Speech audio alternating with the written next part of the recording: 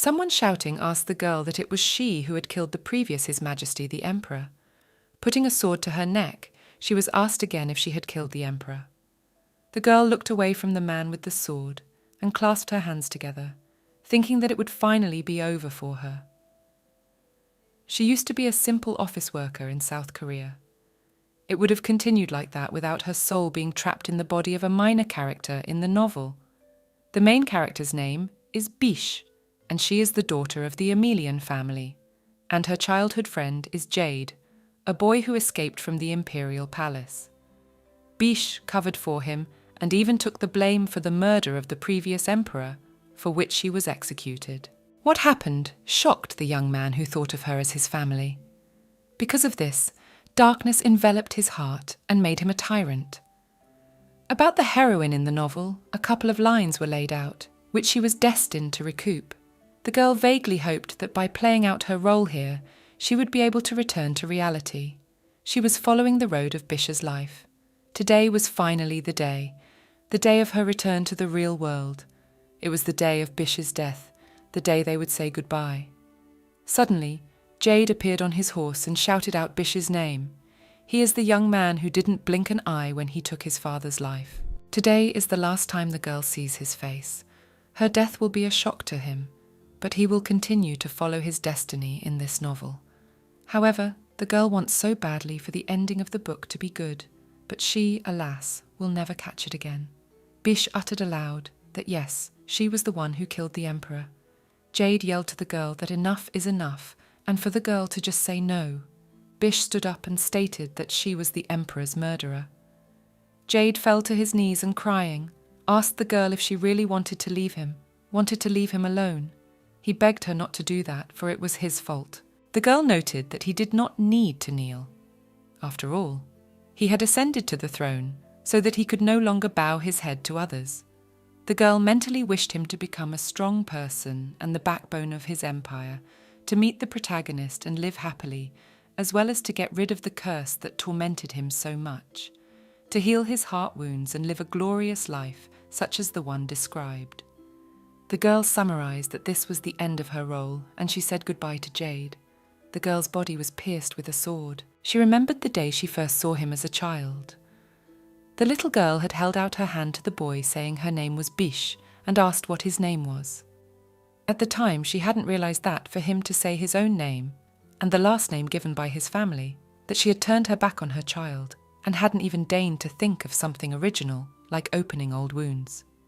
The girl remembered calling his name Jade, and every time she did, he would blot away the moisture that came to his eyes and look at her with big purple eyes.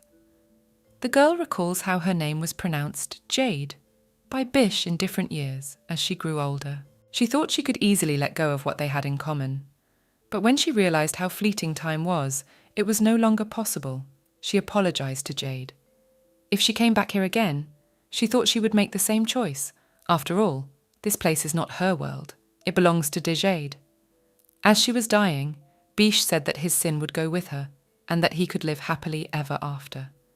As described in the novel, what happened turned her childhood friend into a tyrant. Someone called the girl's name. When she opened her eyes, she felt a familiar sensation. As she sat up on the bed in shock, she clutched her face, calling for her mummy. Jade stood nearby and called Bisha by name. The girl mentally wondered why he looked like a 10-year-old. She sincerely didn't understand why she was back in the past. The girl looked at herself in the mirror and remarked that this was to die for. Was everything that had happened really a nightmare? Her storyline had come to an end. The girl genuinely didn't understand why she had returned to her origins after her death. Perhaps she had fallen into a time loop. Sipping from her mug, she wondered what the hell had caused everything to go so wrong.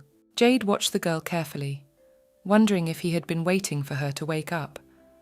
Already aloud, Bish asked Jade what he was doing here, how long he'd been waiting for her. Jade shared that duty and reached for the teapot. Bish awkwardly replied that he could have just woken her up. She wondered exactly how long Jade had waited after all. She tried to remember if she and he had been so close over the years. Jade put his hand on Bish's arm and stated that he had waited a very long time for her. Bish wondered if he was a child talking so calmly and kindly. Suddenly, Bish apologized to Jade because she was not feeling well today and would not be able to play with him, and then offered to play with him next time. Jade headed away from the room and told Bisha to rest. The girl didn't recall him being such a precocious boy. At 10 years old, Jade, like the rest of his peers, craved the warmth of love. Maybe that was why he had come to play with her. Now, however, she needed time to think things over. A maid appeared in the girl's bedroom. Noting that Miss was awake, Bish turns to Sophia, asking what day it is. In the next moment, we see Bish sitting at her desk, writing with a quill pen on paper. It was June 14th, the 519th year of the Empire's calendar. The girl had indeed travelled back to the time when Jade was 10 years old. He had arrived at their manor one cold December afternoon, so she was back in the moment 5 months after his appearance. She had dealt with that. However, she was completely clueless as to why exactly that had happened. She needed to put things in her head straight. For starters, she should note that her plan to return to the real world had safely failed. She clearly remembers how, when her soul was transported to the pages of the novel, someone said. Even rather, that phrase seemed to be imprinted in her memory. Secondary heroine Bish Emelian is living out her last moments. If the course of the narrative is similar to that intended in the original, she will be able to return to reality. That's why she followed the original plot and died to end it all. However, she ended up being transported to a different place than planned. It's just not a suggestion, but there's something wrong with her going back in time. The girl really resents it. I guess now she needs to liken everything here to the original. The title of the novel is The Holy Girl Who Re-Educated a Tyrant. Jade is a bastard who was turned away by his imperial family. He was the one who killed his father and took his place on the throne. His character lacked humanity. Disillusioned with his family, who wanted to use his son for their own purposes, the warmth and care he received from her, Bisha Emelian. It is understandable why, after such a good friend took his guilt and paid for it with her life, a solid darkness engulfed Jade's world. He waged indiscriminate wars and used the magic power that flowed in his imperial blood to destroy his enemies. However, not only magic was passed down through the generations, but also a curse. The curse was madness. Only massacres and wars were distractions. Jade was slowly going mad, but he had no thoughts or need to stop his madness. Each war brought new lands to the Empire. Just when Jade was beginning to think that only he could destroy it, he met the protagonist, Cecilia. She is a holy girl, in whose power it was to break the curse. Bisha suggests what happened next, more than obvious. Surely they, having gone through fire and water, happily lived together. Not knowing what will happen after Bisha's death drives her crazy. The boys were at a picnic. Jade handed Bisha a glass and told her to drink the milk. The girl sat down, no matter how much they thought about it, and yet she had died exactly as the original story should have. The girl was still wondering why the beginning of the story was different. Jade asked Bisha if she wanted a cookie. Jade had been coming to see her regularly for the past few days. Besides, he is so cordial to her, or rather takes care of her. She won't deny, however, the thought of ethics, of exploiting a child, a prince besides, visited her. But Jade even seemed happy to do her bidding. Suddenly, Bish decided to ask Jade if he was uncomfortable with her sitting on his neck. Jade replied that he was not. Bish sincerely didn't understand why he was so pretty again. She was starting to feel remorseful. The only thing that calms her down is the knowledge that he will be a tyrant in the future, and therefore just the same. Here it came to Bisha, should the young future tyrant be so kind. If you think about it that way, the original novel had said in plain text that Jade was a man who lacked humanity. However, right now, he's being overly polite and kind. Bish watched Jade wipe up the spilled tea himself and wondered why he was wiping it up himself. Was it because she was the only one who gave him warmth? Jade turned to Bisha and offered her lunch in the room. The girl clutched her dress and summarized that she had spoiled Jade. In the next moment, we see a moment where Bish asks in shock, "How come it's all shattered? Those things must have been very valuable." To follow the original, perhaps she needs to nurture Jade's tyrant tendencies from childhood. The only other option is to get tough. She'll start by trying to make their affectionate little boy angry. Bish smashed Jade's things, but the boy stared at them emotionlessly. The girl wondered if she was overreacting, and wondered aloud to Jade if he was angry. Bish didn't understand why the boy was silent. Maybe he was holding back, though whether he was angry at all. Suddenly Jade stated that it was Bish's own stuff. She remembered going through her things, and not realizing why she needed them, since she was an adult, decided to give them to Jade. They looked so familiar to her. She decided she wasn't going to take it in her head. She was just going to take it and scatter it around. Scattering toys was a common game among 10-year-olds. The girl wondered if maybe Jade didn't care that much about these things, since there was zero reaction from him. Jade called Bisha by name and took her hand, noting that she would hurt herself. The girl agreed because it was crystal. Bish wondered if he really cared if she hurt herself if she broke it. She should raise him to be a tyrant. As she sat down to help clean up, Bisha mentally turned to God Almighty, asking him why he had sent his angel here. The list of things that could piss off a 10-year-old is limited.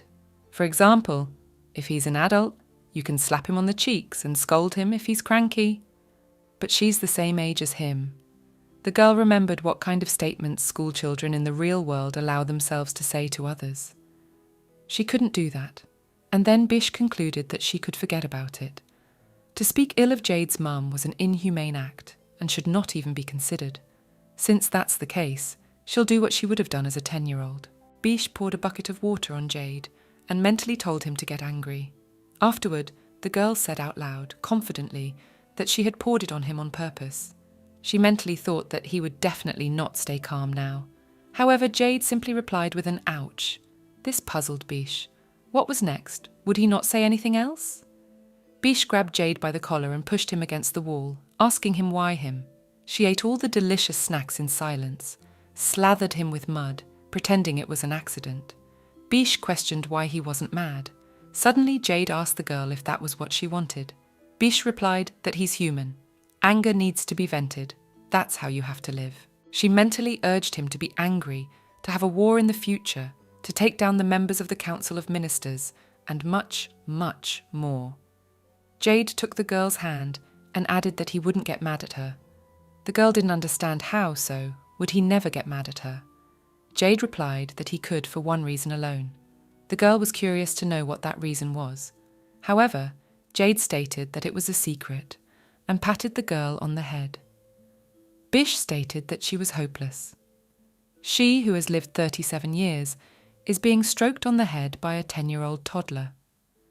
Jade seems to have taken her attempts to provoke him into anger over a childish prank, and either sees her as his little sister, or she acted amateurishly. He's not a kindly fool, just kindly, since there's only one fool in this situation. Obviously, the adult Jade is smart, but the fact that he was already a child when he matured is a big surprise. Bisha still has a lot unknown about their young hero. The girl ran over to Jade and called his name.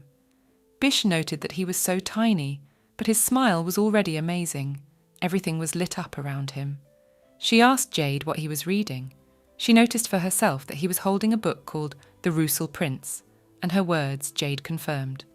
The Russell Prince is a story similar to the story of The Little Mermaid from the real world of Bishi. In it, a mermaid prince falls in love with a human princess, but achieving mutual love fails. When the princess gets into trouble, he saves her at the cost of his life. Bish didn't understand why Jade would read romance, and took away his book and said it wasn't for him. Running off with the book, she told him to wait. Looking through the shelves, she noticed a book called Happiness Starts with Little Things, but that wasn't it. Noticing the treatise The Sovereign on the shelves, Bish rejoiced. The book, Good Always Wins, flew by, but the book, The Devil's Leader Advances Quickly, was already pretty good. The politics of fear was the way to go, but the day of the serial killer made Bisha wonder if it was worth picking up. Giving the books to Jade, the girl told him to read them from today. Jade listed sovereignty, fear, murder, politics, and selfishness, then stated that he thought it was too early for him to read such things. Bish noted that she should have thought of that before she shoved them at him. Bish suggested to Jade that if he found them too complicated, They could read them when they were older. However, Jade stated that no, he liked them. Jade picked up the book, The Blood Sovereign Ruler of the Iron Hammer. Bish wondered if a child could be interested in such dark stories. Out loud, the girl asked if he really liked it. Jade replied that of course he liked them, because Bish had brought them to him. The girl sincerely didn't understand why little Jade loved her so much. However, the answer was obvious. She was his only friend and family. He follows her around like a schoolboy, but is it the other way around? She wondered if he saw her as younger than himself and was trying to protect her in every way possible. It occurred to Bisha that little Jade had loved her just as much in her previous life, before she'd come back. Even though she had been the first to lend him a helping hand, and had always been there for him, she had tried not to let him get attached to her. She would have to go back to her world after she died in this one. She told Jade, tomorrow, next season, next year, when we are adults, and these words hurt his heart, but did not make him callous, and he grew up kind. Looking at him, Bish thought he was cute, but in this life, she needs to go all out and mess him up good. Jade turned to Bish, saying that it was time for his fencing lesson. The girl was indignant as to why he was being so diligent, then turned to Jade, saying it was okay to skip class. If he skipped it once, it wouldn't be a big deal, right? Since Jade doesn't have any other friends besides her, she's going to be his really bad girlfriend. Bish suggested that he stay here and read and eat something nice. She's sure he'll say yes because he's always listened to what she says. And she's so cute when she's little that he can't refuse. Suddenly Louis, the butler, appeared beside them and turned to Miss Bish, asking her what he had just heard if the girl wanted Mr. Jade to go nowhere and sit here. Bish replied that it was so hot today, but Louise replied that it was cool outside. Bish confidently stated that reading was just as important as fencing, to which Louise replied that they could read at other times. The girl said indignantly that she was reading right now, but Louise replied that as far as he knew, she had an embroidery class. Jade noted that Bishu seemed to want to play with him and asked Louis to please move the books to his chambers. Jade stroked her head and told her to play another time because he had to go to class. She felt as if her self-esteem had been hurt by a boy who thought he was her older brother. Suddenly a maid burst into the room, addressing Miss Biche, saying that His Excellency the Marquis would be arriving shortly. Biche asked if the maid was referring to her father, to which she replied that he was almost there and would have guests with him, whereupon she tried to remember the names of those gentlemen. Biche thought about it, and then it occurred to her that it was most likely Dupree and Benjamin, the reckless twins of the Earl Louichel's family, Benjamin Louichel's and Dupree Louichel's. They're Biche's maternal cousins. Mama Biche's mother was the precious youngest daughter of Count Louichel's. A true beauty, she met the young Marquis, fell in love with him, and after receiving his blessing, they had a wedding. However, her already fragile body after the birth of Biche became even weaker, which led to a sudden death, not allowing her to have time to imprint in his eyes, growing up the image of his favourite daughter.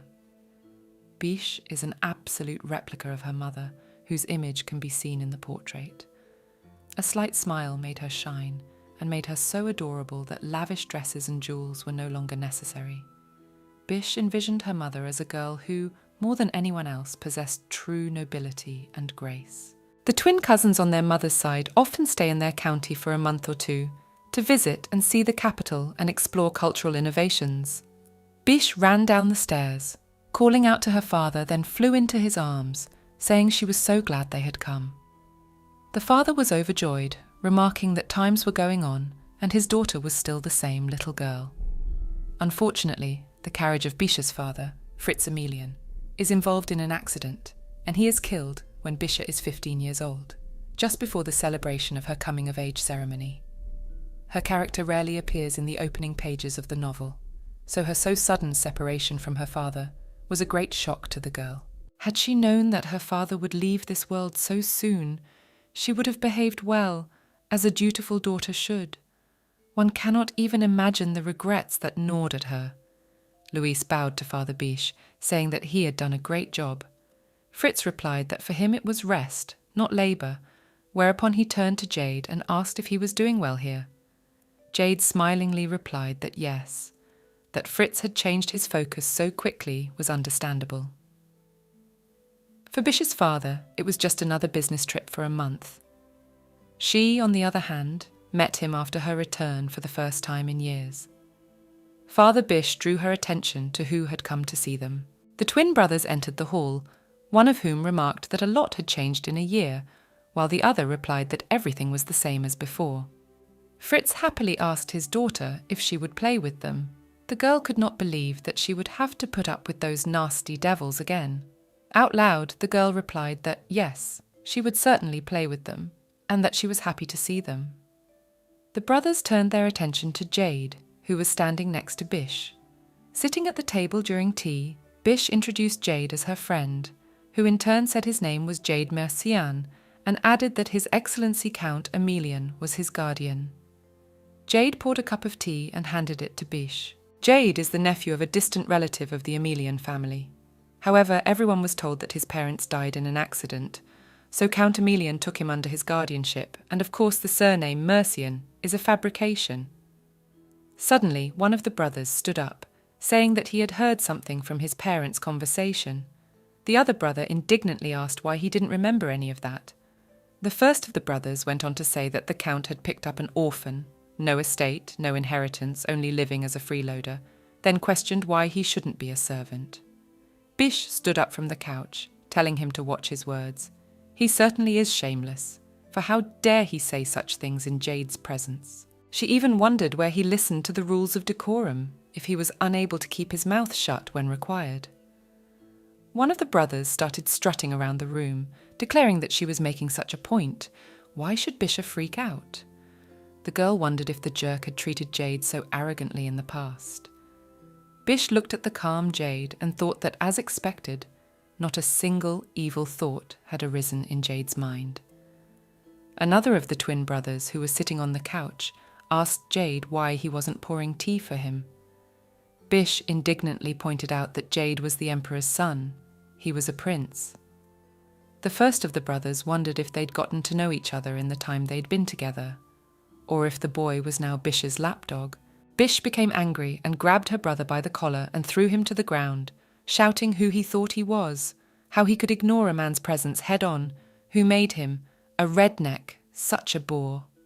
The boy was very indignant upon hearing about the redneck and called Bisha a wench. Bish shouted that she would teach him such a lesson in education.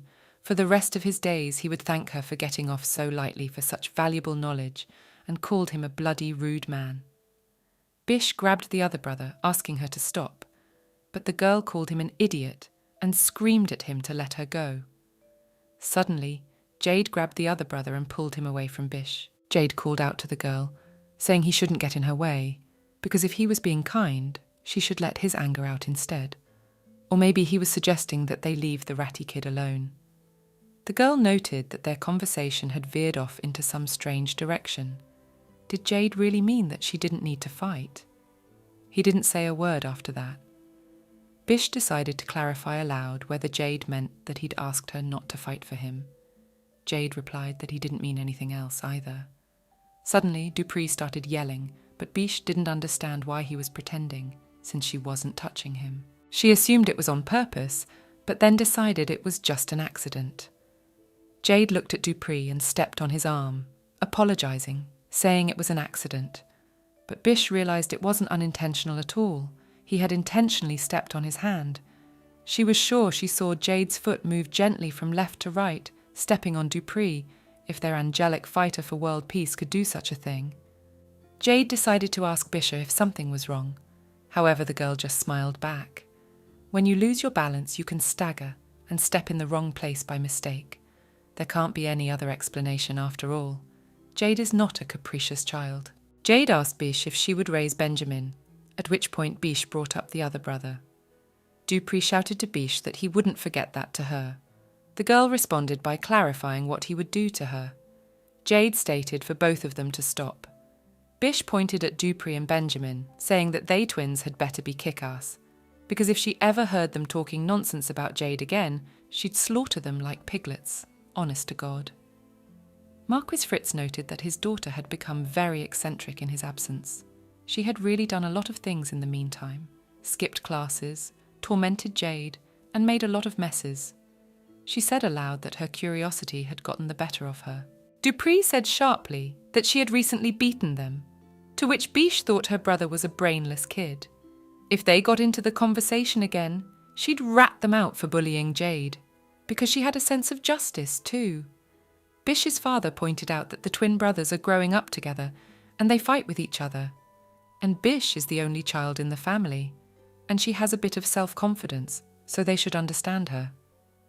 Anyway, his daughter has become very cheerful, just a sight to behold, or her father was already worried when he left for the estate. By the way, she remembers the first time she was here. She was confused because the place was new to her, so you can understand her lack of socialization and awkwardness with the family and staff, but in 5 years she had grown fond of the heroine's father. Biche asked how things were going at Emelian Manor and whether the residents were doing well. Fritz replied that luckily there were no problems, and then he remembered something and turned to Dupree and Benjamin, asking them if they'd met Jade yet. Biche cut in and said that of course they had decided to be friends. With a look, she ordered the twin brothers to nod their heads and not to say anything. Father Biche noted that Jade was his distant nephew and ward, so he would like the twin brothers to accept him as their family member. The boys replied that of course they would get along. Biche mentally noted that the boys were hypocritical brats who didn't even have the courage to speak up in front of adults. Biche's father noted that the fencing teacher had said that Jade had already mastered all the basic moves, that he was a gifted boy, and that he had asked Jade if he could have a famous teacher from the night squad teach him. After all, if Jade wanted, Marquis Fritz could help with that.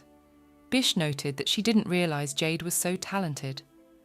Jade will tell the Marquis that she doesn't need to, since he isn't that interested in sword arts, unless Fritz insists. Father Biche asked what Jade himself wanted to study, and asked him to tell him, not to be shy. Jade asked Marquis Emelian to find him a magic teacher. In the past, the first emperor had defeated the Black Dragon, and through the magical power of his heart had raised an empire called Taranto. Although magic was passed down from worship to generation, along with a curse, it had become a symbol of imperial power. Since Jade didn't possess it, his family simply turned their backs on him. Although his mother's low origin and the family's own predicament probably played a key role in the matter, Biche wondered if with such a background, he still wanted to learn magic. Fritz asked Jade if he had a teacher in mind. Jade replied confidently that he wanted to study with His Majesty the Archduke Cartmel. Everyone at the table was shocked to hear Jade talk about the Archduke. There is an explanation for their confusion and fright. The fact is that Archduke Cartmel is the current Emperor's younger brother and Jade's uncle. Of all the freedom-loving people, he is at the top of the list in the Empire or even the entire world. Most importantly, however, Cartmel is a notorious nutcase, a madman, a mentally unhealthy person, and coincidentally an ardent follower of magic. There is a curse running through the veins of the imperial family, and since the current emperor, all of his family members have stopped using it, because there is no point in using force in a time of peace, and no one wants to go crazy. However, Archduke Cartmel is an exception. He can use magic without losing his mind. In the end, he did not become a madman, but he was known as a party animal and a weirdo. Fritz asked again about Archduke Cartmel, and Jade said yes, if possible. Biche mentally noted that of course it wasn't possible.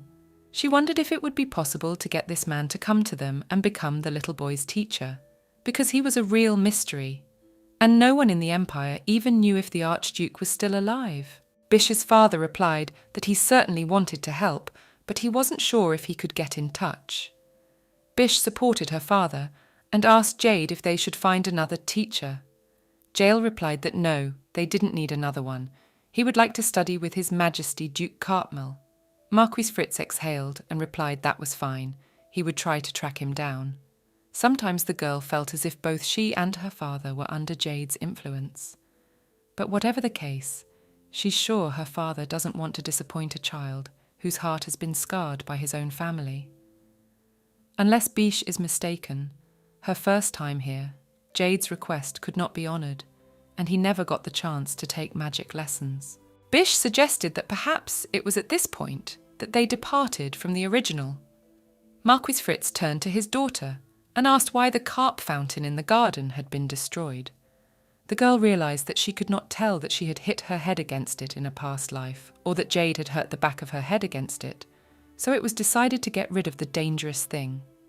To her father, Bish replied that she just didn't like fish, and so that the carp could calm down, she sent it to heaven, because it had done enough work for its time. Mentally, the girl stated that she should have come up with an adequate excuse beforehand. Jade joined in their dialogue, noting that he thought Bish seemed to have a lot of energy. So why didn't she fence with Jade? Marquis was surprised, replying that his daughter had said she couldn't stand that sort of thing. Bish stood up abruptly from her chair, stating that she would give it a try. It wasn't like that last time, but living the same life twice was too boring, and now she would take up everything she had missed then. Unexpectedly, the girl said that in return she would like Dupree and Benjamin to tutor them while they were staying here. The twin brothers were dumbfounded to hear this. Fritz signed all the documents and said it was ready. Louise noted that the Marquis had been working hard for a few days, but Fritz replied that he had been working hard, then asked if Bish and Jade were getting along well with the twins. Lucius recalled a situation a few days earlier, when he had approached Miss Bish, saying that they had been told to fence, and they had been hitting Mr. Benjamin and Mr. Dupree, and they were still bruised from long ago, and also reminded that a wooden sword was not a club. Bish said that next time she would either stab them or cut them, which angered Louis very much, for how can you say such a thing? To Father Bish, Louis replied that he thought they were all right, for Miss Bish was the one who had brought together the unexpected appearance of Mr. Jade and the cousins who came to visit every season. Outside the window they saw and heard fireworks. Louis remarked that it seemed to be her pranks, to which the Marquis replied that he did not think so. Bisi told one of the brothers to light them, but eventually called him a coward and said she would do it herself and let them stand behind her. She in no way expected to see fireworks similar to modern-day fireworks in a fantasy world. Admiring the fireworks, Bish noted that she was happy. It would be a lie to say that despair did not overwhelm her upon her return. But meeting Dupree, Benjamin and Jade is a big deal, so she wants to have fun before that time comes. Bish turned her attention to Jade, since he's looking at her and not at the salute. Bish smiled and asked him if the fireworks were really beautiful, to which Jade replied that they were beautiful and unforgettable. The teacher was telling them about the founding of their empire, and at that moment, Bish remembered Jade saying that the fireworks were beautiful and unforgettable. The teacher noticed this and turned to Mrs. Bish to see if she was listening. Bish replied that Louis was telling how His Majesty Alexis, the first emperor, had defeated the black dragon Taranto, and then raised an empire named after the dragon whose magic had made it possible. Louise noted that she was listening intently after all, but really, Bish was just living this life twice, so she had already learned all the lessons in her time and was now bored out of her mind. The book in front of her told the legend of the founding of the Taranto Empire. In the world of the novel, The Holy Girl Who Re-Educated the Tyrant, that she is currently in, the emperor did not hatch from an egg like in other fantasy stories.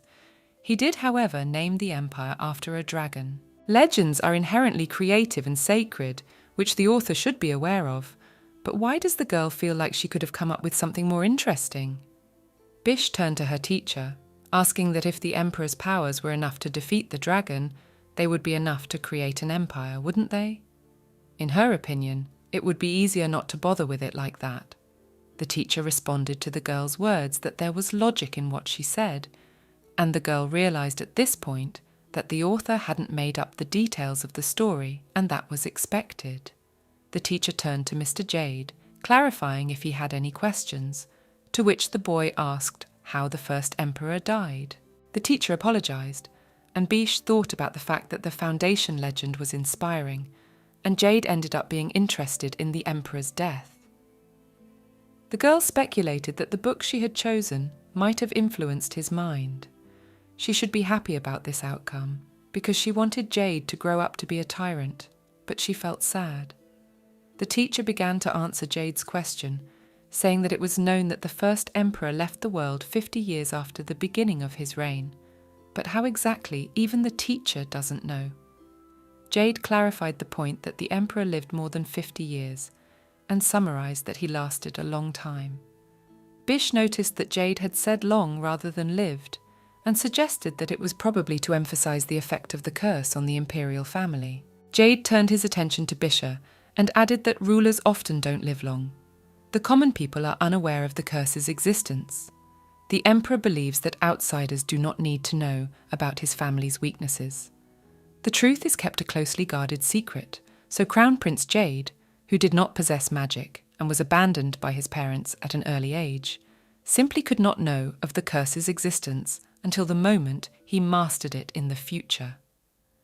The teacher announced that class was over for the day. Bish exhaled and declared she realized just now that the teacher was quite handsome. His facial features were sculpted, his angular glasses emphasized his intelligence, and his golden hair barely touched his shoulders. He was a handsome man, but she hadn't noticed it in her first life. She'd been so busy getting settled in that new place that she hadn't had time to look at him. Jade asked about handsome, to which Bish replied that yes, Teacher Rowan was a very handsome blonde. Jade asked if the girl liked blonde hair, and she replied that she'd been attracted to his hair rather than his colour. Jade asked if Bishy liked his hair done up, to which she said she liked the way it fell to his shoulders, but no, his face was prettier than his hair. Jade clarified about the face, to which the girl confidently replied that it was pretty though. The boy decided to ask seriously if Bisha liked his teacher. The boy decided to ask her seriously if she liked Bisha, and she thought about it, because it was an ambiguous question. For if it was a question of appearance and character, then yes. But if it was a question of liking him as a man, then no. She also should not forget that she was only 10 years old, and then she said out loud to Jade that of course she liked him, because she liked handsome people. She shocked Jade with her answer and wondered why he had such a reaction. Jade started muttering something to himself, and Bish wondered what he was doing. She couldn't hear what he was saying. Jade stated that it was nothing and offered to go. Suddenly the boy stopped, and Bish saw that he was looking at a portrait of her mother. It was definitely not the first time he'd seen her, but she wondered what was on his mind, so she decided to ask him what he was looking at so intently, if she was pretty. Jade grinned and replied that yes, she was beautiful, to which Bish replied that he had a good lip and asked him to tell her what his ideal type of man was. At this point, she mentally noted that even 10-year-olds have preferences. Jade replied that his ideal type of person was someone like a sparkler, with blonde hair and shining eyes. Bish remarked that he had the right mix, and then noted what he'd said about blonde hair and sparkling eyes. Putting her hand on Jade's shoulder, Bish told her friend that his love was unfulfilled, because her mum was her dad's soulmate. These words made Jade laugh heartily. Bish mentally urged him to look at Jade. He was about to burst out laughing. When he stopped laughing, Jade replied that he was actually looking at the person he missed. Bish assumed that Jade's words meant that he missed his mother, and her eyes filled with tears. Jade wiped at Bish's wet eyes, saying that he didn't know what she was thinking, but it certainly wasn't that, and added that he and she would meet again someday. Bish wondered if Jade's mum was dead, or if he meant a reunion with her in heaven, since children are full of enthusiasm. Bish decided to support him and agreed that yes, they would meet again someday. But for now, let him keep his spirits up. Jade thought he should thank her for her response, and then Bish cheerfully called him to brunch. Already at brunch, Bish decided to share with Jade that she had been doing some careful thinking. Jade looked at Bish and wondered what she was talking about. The girl was indignant at his tone, and for some reason there was suspicion in his eyes. Very soon Jade would meet the protagonist of the novel, a holy maiden with black hair, except that his ideal was far from the image of a holy maiden, which might have been one of the reasons why the plot deviated from the original, so Bisha needed to brainwash Jade properly since he was a child. Out loud, the girl stated that she thinks blonde people have bad character. If his ideal type is Bisha's mum, a frail and blonde girl, and yet Louise is exactly the same, he has grey hair. That's why he's so mean. Mentally, Bish is sure he'll find her words ridiculous because she's the one who came up with them. Jade conceived and shared that he thought Luis was the most generous man in the world, to which Bish indignantly replied that he was mistaken about him. Jade looked at Bish carefully and added that, looking at her, he was beginning to grasp the logic of her words. The girl honestly didn't understand how her appearance made her nonsense more logical. Jade clarified what Bish was even saying that to. Bishay replied that she thought he would like a girl with dark, or better, black hair, who was not from an aristocratic family, but from a clergyman's family, gentle and soft-hearted. Bish is sure that he will be happy only if he takes such a person as that as a spouse. The girl mentally praised herself, because their main character is a saintly maiden with black hair, so the foundation is laid, because only when you meet a saintly maiden, you will know love, and the rest is just a small matter. Jade asked the report that if that's the case, then Bish herself will marry a man with black hair. Bish was surprised at his question. Why was he even asking, since if she could get back to her world, Korea was the most likely place for such an outcome? Bish thought for a moment and replied to Jade that she would marry a man with good character and black hair. Jade repeated her words about good character and black hair and decided to ask if he would be a clergyman by profession. Bish replied confidently that she would not marry someone like that, for she feared the punishment of heaven, but that she would marry someone who would be a good match for her. Jade emphasized the perfect match, an uncomplicated type. The girl replied that he didn't understand. Finding the right person for you is incredibly difficult, and this is not the time to teach a child about life. As she sat back down on the couch, Bish noted that her preference wasn't important. What mattered was whether Jade understood what Bish had told him. Jade replied that he probably did, which pleased Bishi. If possible, she would constantly brainwash him and make the main character his ideal type of girl, building up the right worldview just in time for puberty to begin. Suddenly, someone knocked on the guy's door, and it turned out to be the twin brothers. Bish said, "Here come the bullies who skipped history class." Dupree replied indignantly that they had already gone over all the topics at the manor. Bish cheerfully clarified whether she could then tell Louis and her father about it. Jade asked the twin brothers why they had come. Dupree and Benjamin said they were going to see the capital tomorrow and asked Bish and Jade if they wanted to go with them. The next moment, we see a carriage rushing by in which Bish asks the boys what they want there. Dupree replies that they're just going to see what they're selling at the bazaar and the new bell tower near the temple. Bish didn't understand what the bell tower was at first, but then she remembered that it had just been erected at the time and was huge. In the future, Jade wipes it to dust. In the story, he doesn't get along with the temple and one day decides to commit a crazy act, leaving no stone unturned. Bish noted as she looked at this innocent child of Jade's and wondered how he would become a tyrant who destroyed his own religion. The carriage swayed violently, the bumpy roads not even a marquis's carriage could handle. And why in the world would there be magic in this world? Jade asked Bisha if she was okay, to which she said she was, and mentally wondered if no one had ever thought of inventing a flying carriage. Although the use of magic is expensive here, it would be irrational to use it to protect the scooter. By design, mages are rare in this world. Sorcery is not a power that will be used left and right. Using one's own powers drains a mage psychologically, and the shorter his lifespan, the more powerful the ability. Such realities have led magic to decline. There are only a few mages left, such as members of the imperial family who have possessed it since birth, and Crown Prince Jade, who has been deprived of his powers. The boys noticed that they seemed to be pulling up. In the bazaar, the guys noticed a person who looked like a mage. Benjamin puzzledly asks why such a valuable person is giving a shock in a place like this. Bish assumes it's a performance to celebrate the completion of the bell tower. The twin brothers shared that it was the first time they had seen magic. Bish yanked them to stop them from acting like rednecks, whereupon she heard Jade chuckle and asked him if he wasn't impressed. Jade replied that he was, however. His facial expression said otherwise. He was calm, most likely then that he would eventually awaken his powers. Jade decided to ask Bisha if she liked magic. The girl wanted to answer that, of course, but hesitated, because Jade, whose life would be connected to magic, would be in danger because of it, so she couldn't answer without thinking. Bish replied confidently that she didn't like magic at all. She was just curious, but nothing more.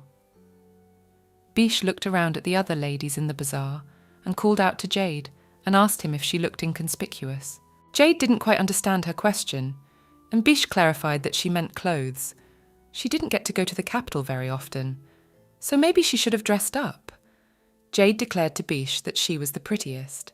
She assumed he was lying to avoid hurting her feelings, and noted that there were vendors nearby, so maybe she could buy a new outfit. Dupree, who was standing nearby, wondered if you drew stripes on a watermelon, would it become a pumpkin?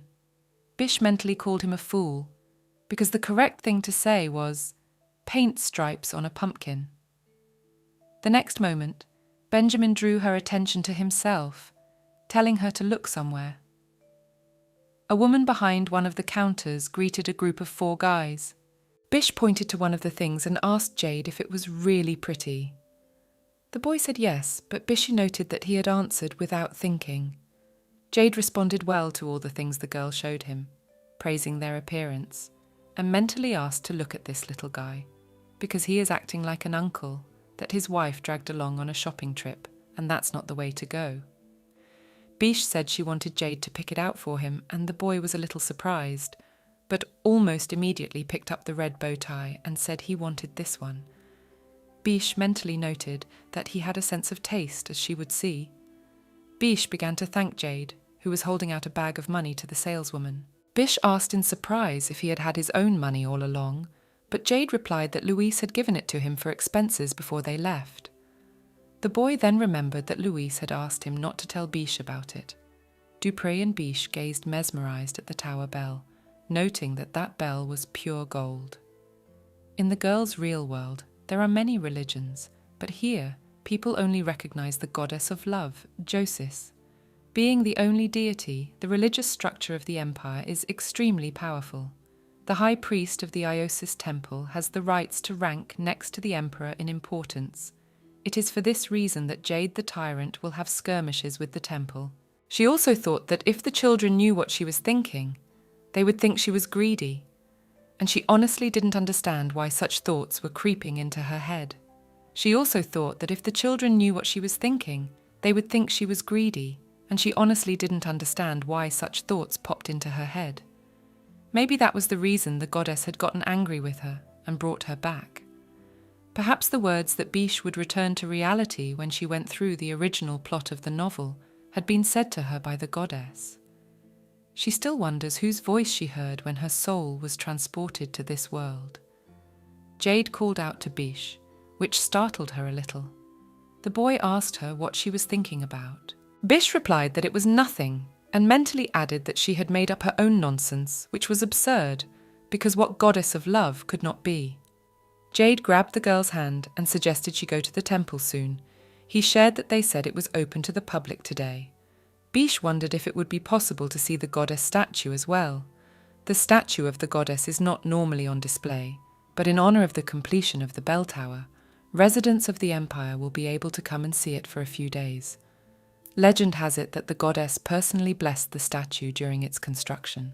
Because of the many instances of people trying to touch it or even steal it, it was decided to restrict access to it, the exception being a special holiday. Bish touched the columns, noting that each one here is in the shape of a tree, and it's amazing.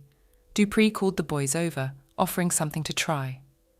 Jade clarifies if these are wish letters, to which Dupree replies that you have to write your goal on paper. The box, meanwhile, contains divine power, and when you open it after 5 children, it is said that what you wish for will come true. Bichet shouted sharply that it was a trick of some kind, which attracted the attention of other people, and Dupree remarked that the girl was impertinent. Suddenly she put her hand on Dupree's shoulder, asking why he was being so rude, so everyone would think it was him who had yelled. The boy was clearly outraged as to why she was doing this to him, and Bish offered to let him try the thing out. Benjamin asked Jade what she would make, to which Jade replied that wouldn't it be more interesting to keep it a secret until they opened the box? Bish supported Jade and suggested that they should not reveal their wishes and check together in 5 years to see if what they wrote came true, All the guys agreed and started thinking hard about their wishes. Bish thought it was cute and wondered if she should write, "I want to go back to reality," or "Let Jade be the perfect villain."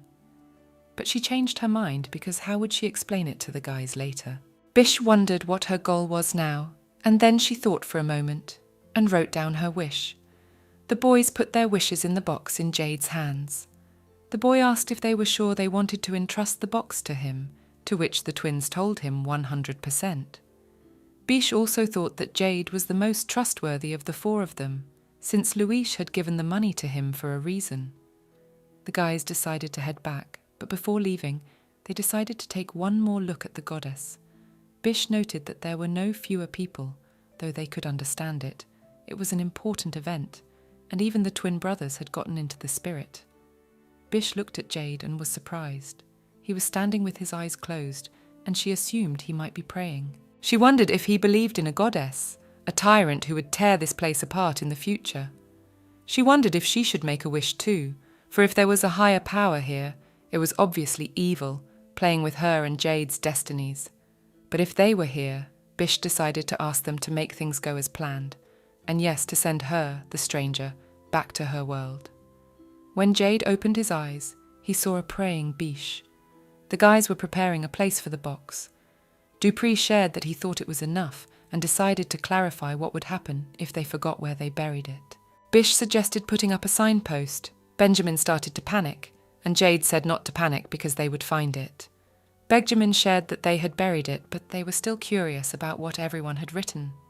Bish stated confidently that she wasn't the least bit curious. The limit of dreams of 10-year-old twins is something like, "Let them give a lot of pocket money," or "I want excellent in all subjects." But what the protagonist of the novel wished, she is a little interested. Jade confidently suggested that surely in 5 years they would all open that box together. Bish sweetly pointed out that Jade was such a child. He was 10, after all. Bish wondered how fast those 5 years would fly by. Dupree stated that they were returning to the estate in a few days. She tried to remember how long it had been since the twin brothers had arrived, perhaps 2 weeks. Suddenly Jade held out his hand to her and suggested she go home. Bish realised that she had at some point, without realising it, become accustomed to the four of them hanging out together, and then concluded that time was like an arrow and 5 years would fly by. Bish invited the twin brothers to visit in the winter, to which they agreed. The maids load the carriage with things, and Bish and Benjamin watch a crying Dupree hug Jade. Jade asks Dupree not to cry, and he declares that he will miss him. Bish had decided to ask if Dupree would miss her, to which her brother gave her a tongue lashing. The girl was outraged, a shock to her, and she was actually his cousin. Dupree waved at Jade, telling him that they would see each other in the winter and to take it easy. Bish was very angry that Dupree hadn't said anything to her, and she said out loud that she wouldn't be sick either, while Jade tried to contain his laughter.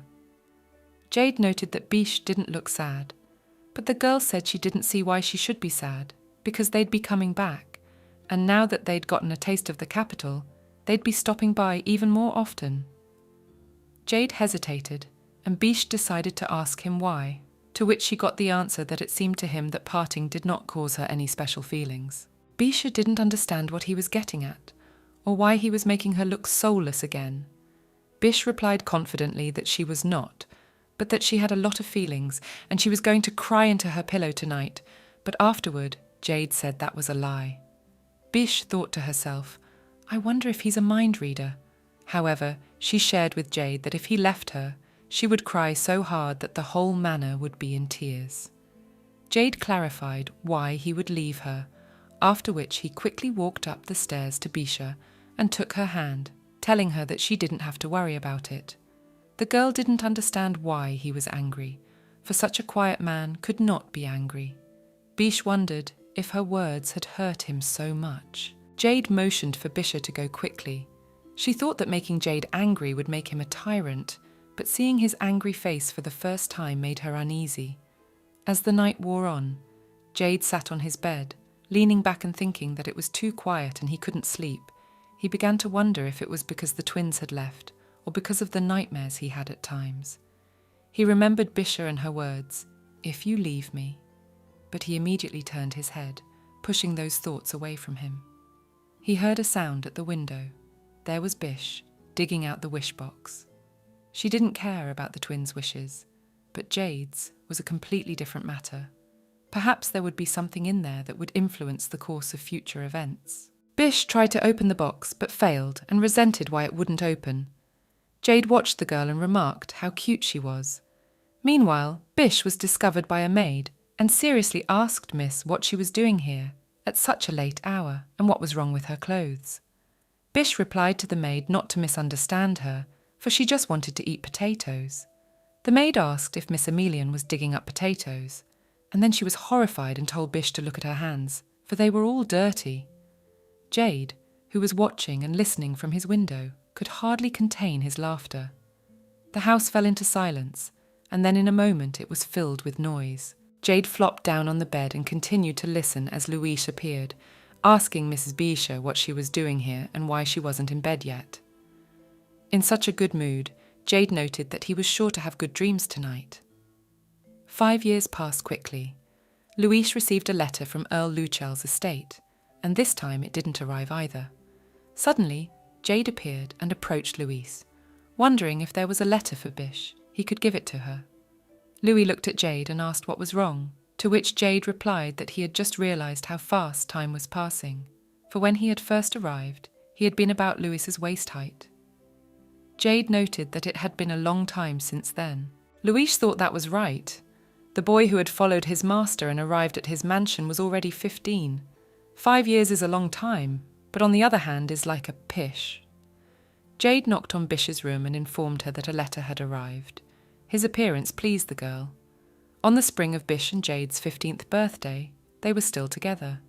The letter was from Dupree and Benjamin, saying that they wanted to visit for the first time in a long time, since it had been 3 years since their last visit. Bish asked Jade if it was really unbelievable that Dupree was studying theology. The twins came often to Emelian Manor during this time to visit in winter and summer, and when they turned 13, Dupree, to study theology, and Benjamin, to become a knight, entered the academies, which stopped their visits to the boys. Dupree used to be a real troublemaker, and Benjamin was modest. It feels as if she was just yesterday surprised by their career choice, wondering if it was supposed to be the other way around. Also, in those 5 years, her plan to make Jade a villain has successfully failed. She only succeeded in becoming his worst close friend. The problem is that the villain here is just her, and while their mild-mannered Jade, no matter how much she prodded for pranks, remained unlike her. His kindness was still conspicuous. She was living her life wrong. During lunch, Bish clarified if the twins would be coming in 2 days, to which Jade replied that maybe the day after tomorrow in the second half. The girl suggests that they must have grown up so much, to which Jade noted that they had too. Bish grimaced, noting that Jade only grows like that, while she barely grows, and she doesn't understand why at all. Since they eat the same food, her portions are even bigger. But only he grows. Jade clarified if it wasn't because of her picky eating, and reminded her that vegetables should be eaten too. At times like this, Bisha gets the impression that Jade is her big brother. It seems to her that compared to her attempts to make him a villain and a tyrant, his attempts to make her a goody-goody are more successful. Jade remembered something and turned to Bishai and reminded her that she had a lot of invitations to the debutante ball and that she would like to go. Bish remembered about debutantes and that as her age approached adulthood, she started getting invitations to the debutante ball. In most cases, if one's status is about the same as a marquis's daughter, entering the social circle starts fairly early, though more often than not, they have to organise the ball themselves. To Jade's question, Bish replied that she doesn't want to, and will go out after adulthood. She's sure that even Jade was uncomfortable attending the event, so why should she like it? The first time here she'd thought it was mandatory, but now she realised that the debut wasn't such a big deal. Bish summarised that it was torturous, and Jade emphasised that, and wondered if usually at that age, girls weren't already shining their faces at finding a spouse. Bish said that they usually did because of the frequency of girls getting married right after they came of age, but at about 15, they started attending balls to find a groom. She wondered if Jade was really going for her older brother's gender and why he was talking about her fiancé. Bish decided to ask if Jade wanted to go to the ball, if he wanted to start dating someone. Jade wondered why the conversation had shifted so abruptly to him. Talking to a girl made him smile. Bish said indignantly that she thought he was the one changing the subject, and then said they were past that and she didn't need to find a soulmate. Jade didn't understand what Bish was talking about, why she didn't need to. The girl asked what was wrong, and mentally added that she was going to die and return to reality soon anyway, so why the hell should she look for a spouse? Jade decided to emphasize that the girl liked men, which shocked Bisha, and she said it was nonsense. Jade started listing a handsome blonde Rowan, a handsome and immaculate priest, a handsome decadent guard, a salon worker who looked like a powerful man, and he was trying to remember more. Bishi mentally noted that, okay, this wasn't bullshit. These were all names of handsome guys she was praising while genuinely resenting why there were so many handsome guys in this world. Out loud, Bisha replied to Jade that she just likes looking at them. Jade shared that it looked like Dupree and Benjamin had decided to come because they were looking forward to their coming out. Bish stated ominously that she knew the two of them had personal intentions, so that was the reason they had decided to come for the first time in 3 years. Jade summarized that if, in general, Bish wanted to go to the ball, she should be sure to tell him. Bish didn't understand why, to which Jade replied that they should go together. Bish decided to clarify if Jade was going to interfere with the issue of finding her hubby, to which Jade replied that he definitely wanted to interfere. Bish concluded that it looked like the guy still thought she was a little duckling. In the hallway, the boys spotted the Marquis of Amelan. Bish noticed that their father was in street clothes, so she asked him if he was going somewhere. His father replied that yes, he was having dinner with the family's patrons tonight, and then Bish realized why they hadn't set the table for his father. As the boys watched the Marquis leave, Bish decided to ask Jade if there was something he didn't like. Jade asked why he thought that, and Bish replied that he seemed a little down. Jade noted that he thought sometimes the girl was very observant. Bish tried to figure out if that was praise, but Jade tucked a strand of her hair behind her ears and added that sometimes her emotions were a little dulled. Bish thought he was being self-deprecating, so how could she even understand him, and said aloud that it was certainly not praise. Bish thought about the debutante ball, because Jade was about to meet her main character and have a fling with her, so why should he interfere with her love affairs? Since she's destined to die here anyway, it would be nice to have a little romance before returning to the real world. Bish summarized that it was a great idea, and why she hadn't thought of it before. Jade turned to Bish and noted that she had stopped playing. The girl apologized and clarified where they'd left off. Jade assumed that questionable thoughts had entered the girl's head again, which angered the girl. Jade asked her not to think about anything. Based on his words, Bish concluded that he seemed to take her for a flighty puppy rather than a duckling. Louis ran toward the boys, addressing Miss Bisha and Mr. Jade. Miss Bish asked if something was wrong. Louis wailed that it was finally, but the boys didn't understand him. The guests had arrived, even though the twins weren't due until tomorrow.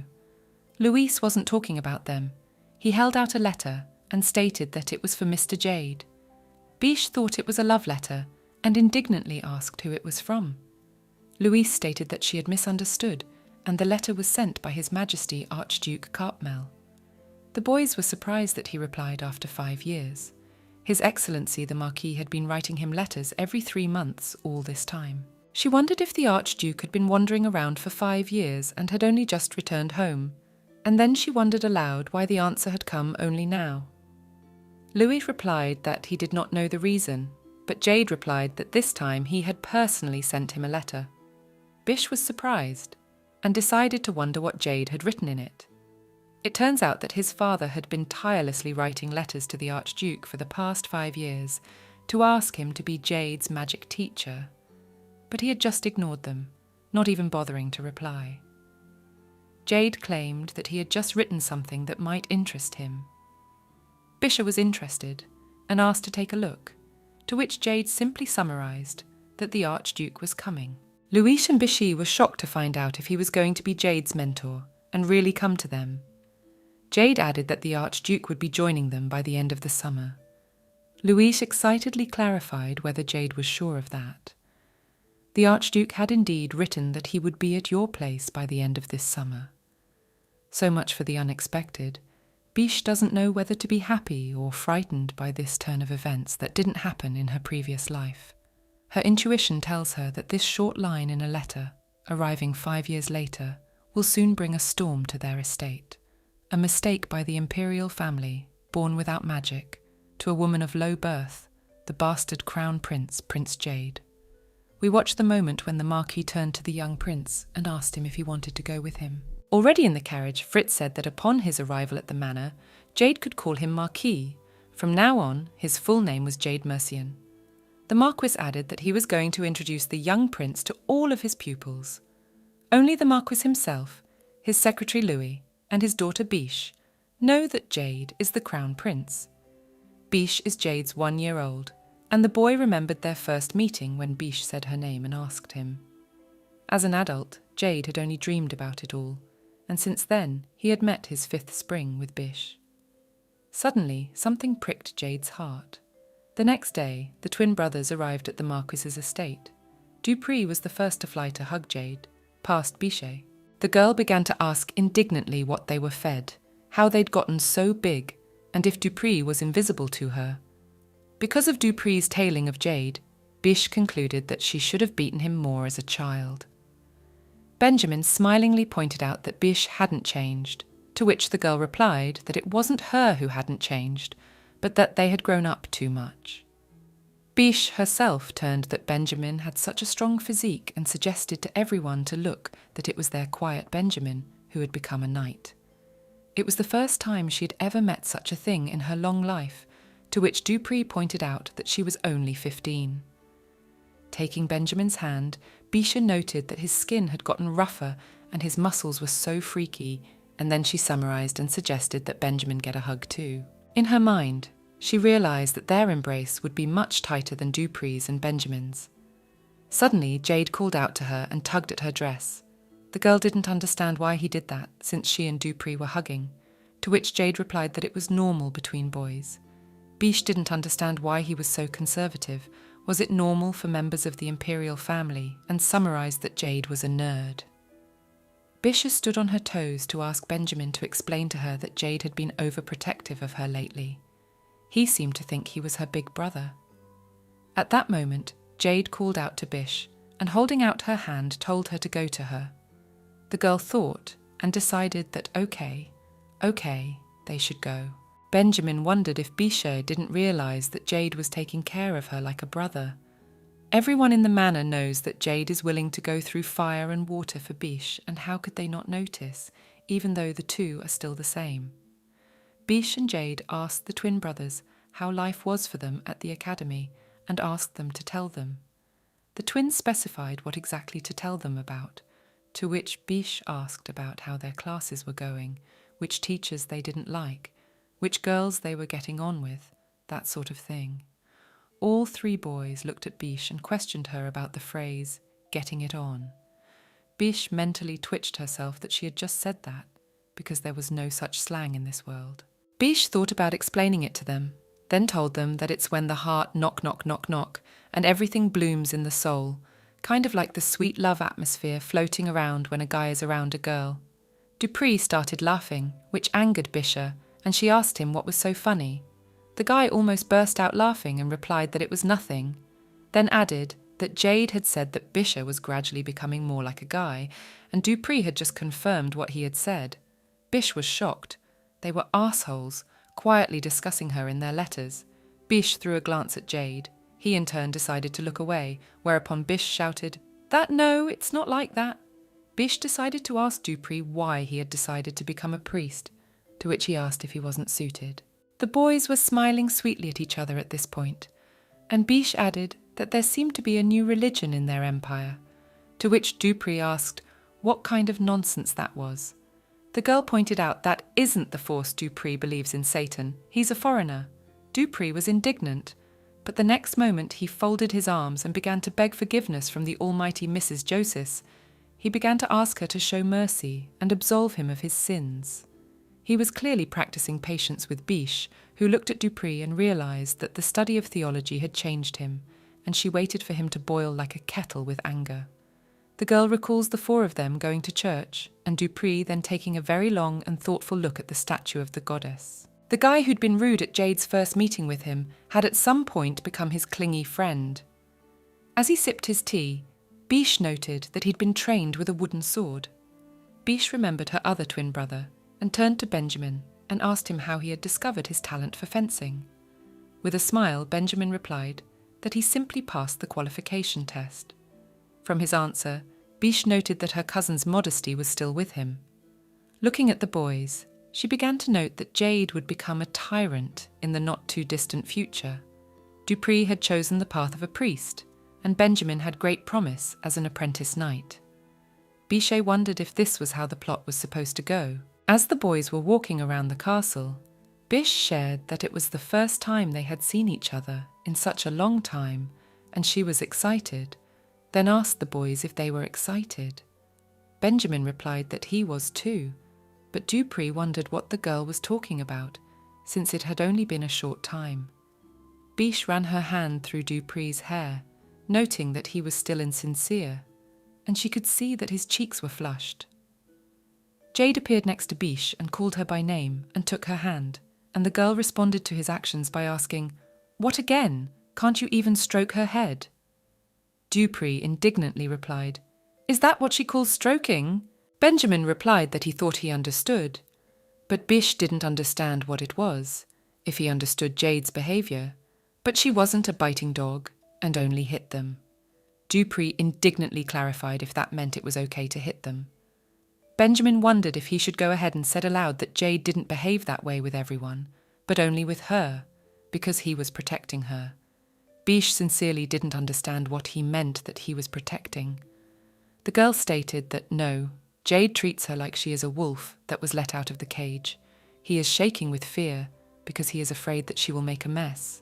There was a silence, after which the twin brothers put their hands on Jade's shoulders. Benjamin remarked that Biche was still emotionless and asked Jade to be strong, and Dupree added that she might be his cousin, but he asked for his condolences. Biche asked indignantly what they were talking about. Dupree at this point decided to ask Biche when they were going to the ball. The girl replied by asking why he was wondering if he, a theologian, was allowed to go. Dupree calmly stated that priests are allowed to have families too. Romantic work in all its glory, even priests are allowed to marry. Biche said that Dupree should finish the academy before thinking about marriage. Dupree replied indignantly that all their fellow students had been to the capital several times for debutante balls, and they were the only ones cowering, and Benjamin was always busy and didn't care at all. Dupree took his hand and asked Biche, and she, if she was interested in the debutante ball to the point of being creepy. The girl mentally wondered where he got the glint in his eyes. Did he really want to discern a kindred spirit in her? Jade took Biche's hand away from Dupree and said that the girl was saying that the debutante ball didn't interest her. Biche started to say that she didn't mean she wasn't interested in anything at all, but Jade interrupted her and said she wasn't interested in anything at all. The girl wondered why Jade was changing the endings of her statements, if he was pretending not to understand. Dupree grimaced, and Biche asked who he should go with now. Jade confidently replied that he should go alone, to which Biche replied in the negative. Jade added that Dupree was no longer a child, so how long would he need her escort? Biche thought about them being friends and needing to walk together. This is the first time she's seen Jade speak so sternly to Dupree, and they're actually children. When Biche started to speak, she was interrupted by Jade and told that they didn't have time to go over points. The girl was outraged. It pisses her off that Jade, for some reason, interrupts her at the most inopportune moment. Suddenly, the girl turned to Jade and suggested that they all go together. The boy was a little puzzled, and Biche replied that he had told her to let him know if she wanted to go to the ball, so she was offering to go together. Jade was clearly not very pleased, but still agreed to go to the prom together. The boys sat down to go through the letters together. While everyone approved most of the points, Jade said they didn't or that it was informal. Bish indignantly asked if he had read the invitations properly. Because you can't go here, you can't go there, then where can you go? Jade stated that all the seats were not up to par, and Bisha should not forget that she was the daughter of a marquis. The girl jumped up from the couch and asked what to do now. Jade pointed out that they could wait for the princess to open the ball. Bish clarified if he was talking about Melia, for as far as she knew there was only one princess in their empire, yet she was only 8. Jade smiled and stated that children grow up fast. Bish was outraged and mentally wondered if he should just say, "We're not going anywhere. We're just going to stay inside 4 walls." Irritated, Bish noted that if he continued to refuse everything, she would kick him out. Suddenly, Jade asked about having a debutante ball at the manor house, since Bisha was a lady of the Marquis family and had the right to open the ball. This had not occurred to Bisha, and she decided to ask Jade why he had decided to cooperate. He had only rejected everything before, and it was suspicious. Jade wondered if the girl didn't like him to do what she wanted. Bish thought about it because it was strange that Jade had changed his mind so suddenly, but if she started to pry, she wouldn't be able to go to the ball for the rest of her life. The girl decided to ask her twin brothers what they thought, and they said they were in favour of it. While talking to her father, the Marquis decided to clarify whether they really want to organise a debutante ball here at the manor. The Marquis looked at Louis, then added that he would tell Louis that his daughter could open the ball at their house. In her mind, the girl apologised to Louis. She had given him a lot of work. The happy father decided to ask if his daughter still needed Lady Emelian's help. Bish was silent, so her father called her name again, and she shook her head negatively. She walked over to her father and kissed him on the cheek and thanked him. As she left, the girl shared that Dupree would be very happy when she heard the news. The Marquis noted that his daughter was already truly Lady Emelian. Permission to hold the ball was easy to obtain, and in truth, they were not involved in the preparations, because Dupree, who was most anxious to go to the ball, said he would make the arrangements himself. In the end, however, everything fell on the shoulders of their trusty assistant Louis. Of all the duties, Louis entrusted one important one to Bisha. Bish asked Louis how many invitations to write, to which she replied that she hadn't written them all yet. The girl sadly remarked that he had only assigned her this yesterday, so how could she write to people on the list he had brought yesterday? Louise pointed out that judging by the fact that only 3 invitations were ready, he was beginning to doubt her seriousness about the event and added that Bish should finish before the end of the day. Bish indignantly inquired how he envisioned it. Louise clarified why she shouldn't ask Mr. on Jade for help. Bish told Jade to take it out, she wrote, and then he put it back in. The guy pointed out that she should have started with an explanation, to which the girl replied that he already knew what she meant. Jade wondered if the girl thought he had more work to do than she did. Bish asked why he was picking on her, since he was nimbler than her. 10 minutes pass, and Bish thinks about how she's going to die of boredom like this. Jade helps, but the guest list doesn't end. One of Carmel Jaresh Taran's names caught the girl's attention. It's so long. That's when she remembered that their empire is called Taranto. The surname Taranto and the name Carmel belonged to the crown prince, Jade's half-brother.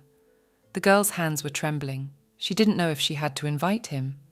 It was unlikely that the crown prince would have time to attend the Marquis' daughter's ball, but if he wasn't invited at all, there might be a problem, if Jade and the crown prince met again. Bish was pulled from his thoughts by Jade. The girl spilled ink on the table and noted that she had gotten her hand dirty. Jade wiped her hand and decided to ask her what she was thinking about so much that she'd gone off the deep end. Bish hesitated at first, then shared that she didn't think it was worth sending that invitation. Jade looked toward the table, then with a slight smile, told Bisha to send it. Bish asked if he knew who it was addressed to which Jade suggested maybe his half-brother. The girl asked again if he minded, to which Jade replied that he didn't care, since his brother was nothing to him. Bish wondered how many childhood memories Jade had, if he didn't care because he didn't remember anything. She also thought about his family. Have they forgotten the wound they left on his heart by leaving Jade as a baby? Jade shared that, on second thought, he would like to see his half-brother again, since their last meeting had been quite fiery.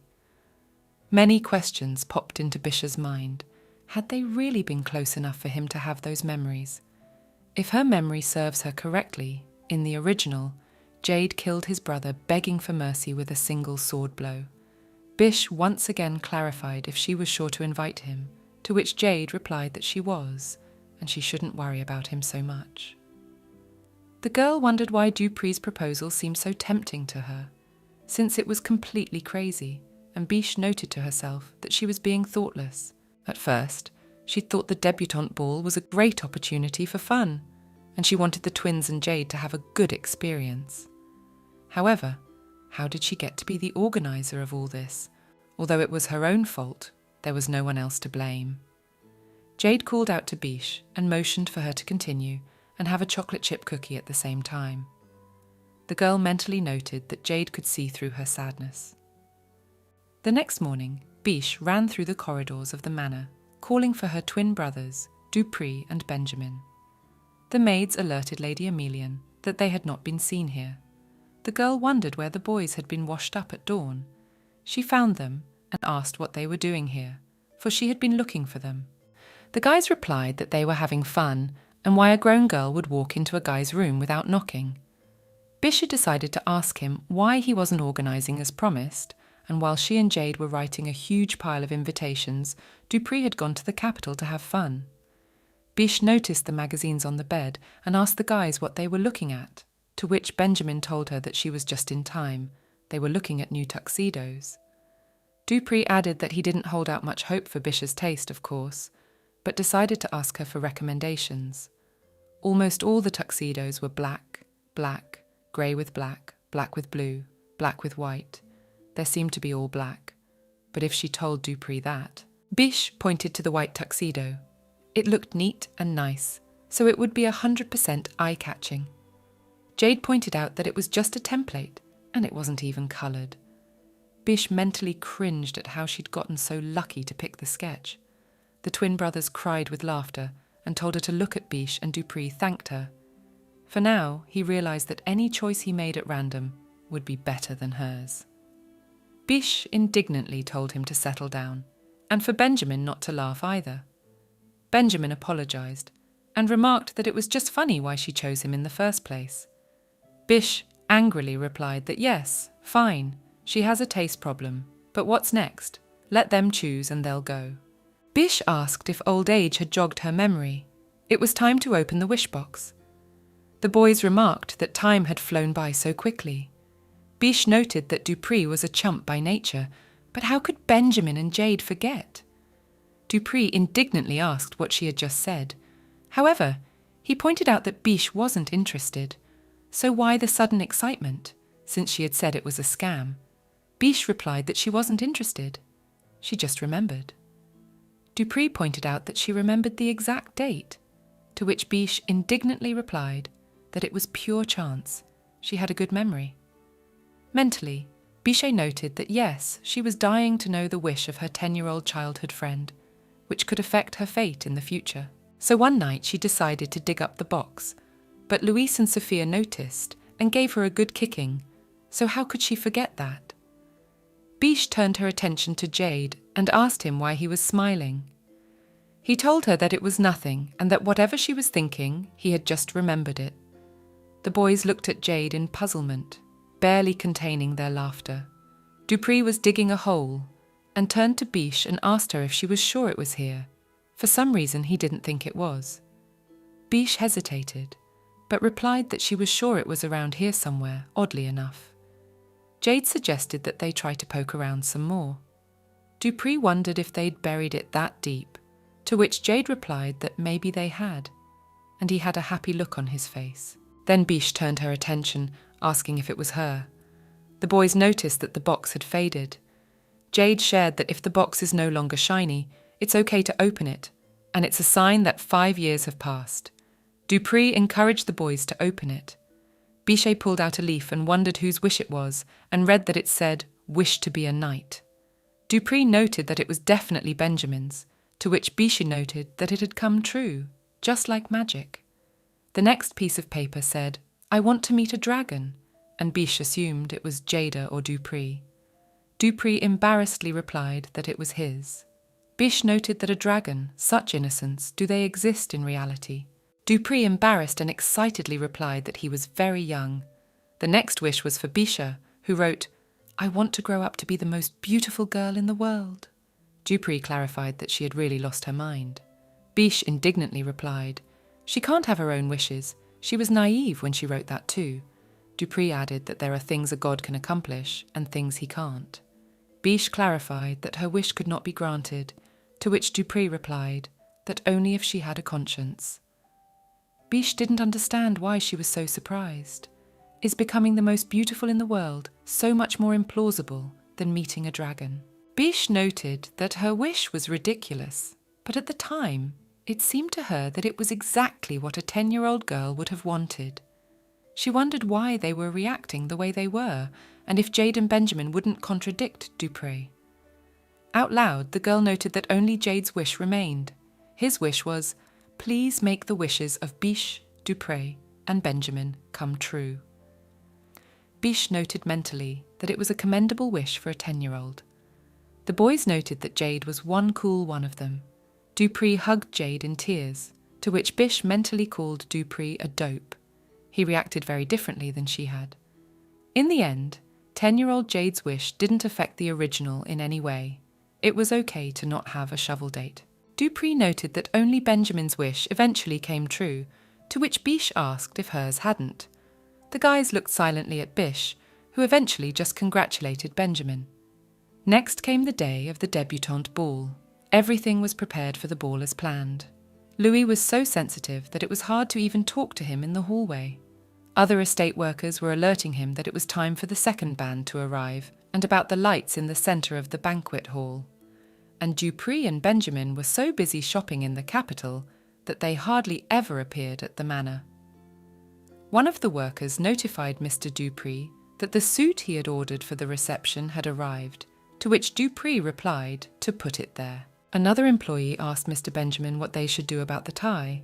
Biche noted that they ended up with a loose one for sure Jade.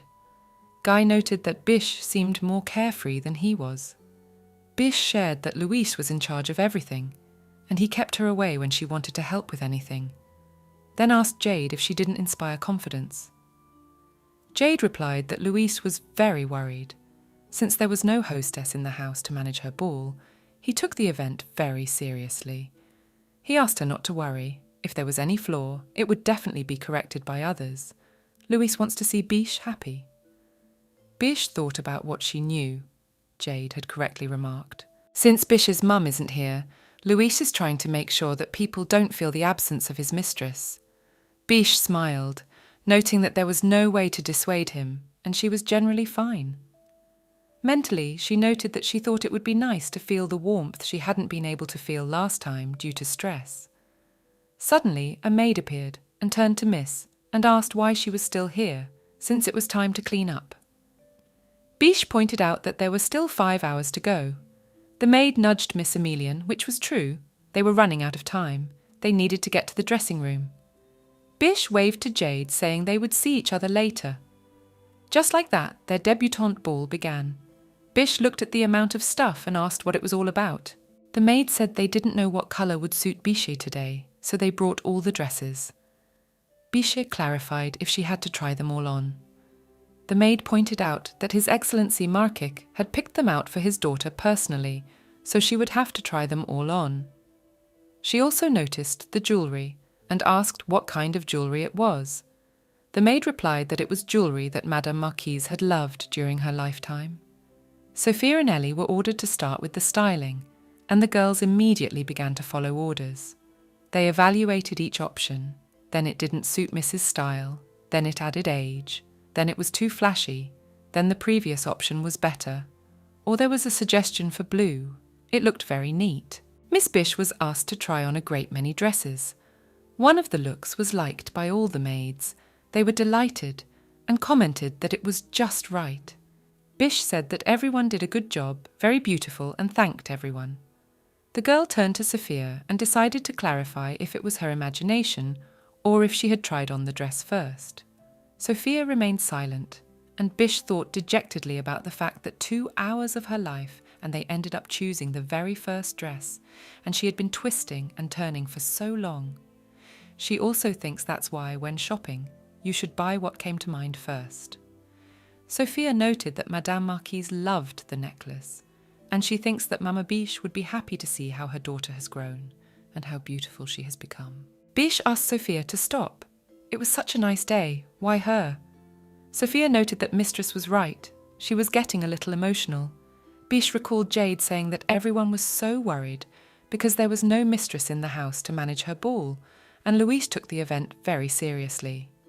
They all care about her very much, and so Biche decided to hug Sophia and asked her not to cry. Suddenly, Jade appeared in Biche's room and shared that he kept wondering what kind of goddess had appeared to them at the manor, if Biche had come down from heaven. The maids squealed, and Biche was embarrassed and asked him to stop. Well, he made a comment. Jade invited Biche to go. Biche turned to Jade a little awkwardly and remarked that he looked good today. A smile appeared on Jade's face, and he replied that he was pleased. There were a huge number of guests at the ball. One of the men thanked Biche for the invitation. It was Mr. Sormelin. Biche had forgotten his name, but he calmly reminded him himself. Biche exhaled and wondered aloud why she had opened the ball. Jade wondered if the girl was already tired. Biche honestly replied that yes, it was hard, and there would be no more events at their manor. She asked Jade why he hadn't talked her out of it, if he wanted her to suffer. Jade asked if that wasn't Dupree's question, to which Biche replied that he was nowhere to be found. And while she was agonizing, he was probably somewhere with the girls, giggling and enjoying the party. Biche hit the bullseye. That's exactly what Dupree was doing. Biche pulled Jade along with her and said that this was not going to work. She needed to take a break. Her throat was already hoarse. She decided to get some fresh air on the terrace. If anyone was looking for her, let Jade say that he didn't know where Biche was. On the terrace, Biche exhaled and called Dupree a traitor and said she would give him a hard time. The girl freed her feet from her shoes because the heels made her feet hurt a lot. If anyone should see her now, would they reproach her greatly? Suddenly, someone appeared from behind and startled Biche. A man appeared who looked familiar to the girl. He apologized and added that he should have introduced himself first. Biche remembered how she had been asked in her past life that she was the one who killed the previous emperor. She was asked if she had killed the emperor. The man introduced himself as Felix, the eldest son of the ducal family of Persia. Biche learned that he was the son of the Count of Persia who had carried out her execution. Here she was caught up with the enemy she couldn't avoid. It seems that mostly all her unfortunate encounters happen on the terrace. Even though it was his father and not him who carried out the execution, she still wasn't happy to see Felix. Mentally, the girl tried to remember where her shoes were. Felix said that the rumors about Biche's beauty were not false. The girl paid attention to his words. If she was rumored, if she said she was a hikikomori, he wouldn't understand. The girl thanked him for the compliment and mentally thought, okay, he complimented her. Thanks for that. In a past life, his father had put a hole in Biche's stomach, but it wasn't Felix's fault after all. If he had entered her terrace by mistake and saw that someone was already here, isn't it time to swap back in such a situation? Biche sweetly asked Felix if he wanted to go back to the lounge. Felix stated that if the girl didn't mind, he would like to be her conversation partner. Biche began to wonder what could not be so, why he was trying to seduce her. Biche was trying to figure out where her shoes were and where they had been washed off to, and was about to refuse Felix, who noticed that her hairpin was snagged and reached out to fix it. Jade suddenly appeared and asked what was wrong. Biche noted that he was just in the nick of time. Jade threw a cloak over her shoulders and asked Felix what business he was on. Felix inquired who Jade was. Biche watched them and suggested that if this was a battle of glances, were they playing staring games? She mentally asked them to keep quiet and say something. Biche realized there was no choice and introduced Jade to the eldest son of the Duke of Persia, Felix, and introduced her cousin, whose patron is her father, to the Lord Heir. She also added that his name was Jade Mercian and asked them to greet each other. Felix noted that Mercian seemed like a familiar last name to him. Jade clarified that if Felix's curiosity was satisfied, he could go on his way. Felix replied that he wasn't here to see Jade and asked if he could stop intruding on other people's conversations. Biche mentally questioned the heir if the heir thought he was being a bit frumpy. She mentally told him to leave for God's sake, because Jade had been guarding her better than any bodyguard lately, and if he continued to sneer, Jade would be all over him. Jade suddenly decided to ask if Felix's father, Count Persia, was doing okay. Felix grinned and asked if the aristocrats who lived in the suburbs were unfamiliar with the hierarchy of noble families. How dare Jade? Biche interjected and said that enough was enough. She apologized to the heir, but suggested that he watch his words. Felix was dumbfounded. Biche added that Jade may be just an unknown aristocrat from the suburbs to him, but he is like a brother to her, and like a son to her father, and he is a guest here, and she asks him to mind his manners. Felix turned to Lady Emilian, and stated that she was making a mistake now. The girl smiled in response, and stated that he was the one who almost made a mess, and she kept him out of it. She added mentally that she would spare him today, but she wouldn't expect him to forgive her, even if he apologized 108 times. Jade wanted to argue about what they were talking about, but it was what was going on inside that drew her attention. Jade's half-brother, Camille Gerace Taranto, had arrived at the ball. Biche noted that the Crown Prince had indeed come to the ball. Felix turned away from Jade and Biche, heading towards the prince. At that moment, Biche noted that the apple didn't fall far from the tree, and Felix must have gone to lick the prince's arse. Biche turned to Jade and asked if he was okay.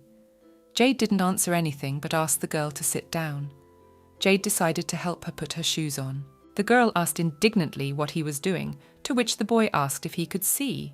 The girl replied that she could see. That's why she was asking. She was embarrassed to death and would put the shoes on herself, then asked Jade to give them to her. Jade, sitting in front of her, stated that she was seriously not letting him take his eyes off her, even for a second. Biche clarified, "Didn't incidents like this happen quite often at balls?" The girl thought about the fact that Jade must have seen the Crown Prince as well. She mentally wondered why such a busy prick had rolled in here, how she could make sure they didn't cross paths now. Biche asked Jade if he was tired. If so, they could go rest. Jade noted that the thoughts in Biche's head were so obvious. This was her debutante ball. Had she forgotten the most important thing? He held out his hand and reminded her to dance. She had been practicing for a long time. Biche mentally pointed out that in the hall, outside the door to the terrace, was Jade's half-brother, who had abandoned him and never visited him. So why would a dance be important to him in this situation? Silly him. Biche put her hand in Jade's hand and declared that she was following him. People wondered who it was next to Lady Emilian. Never before had people seen such a handsome young man.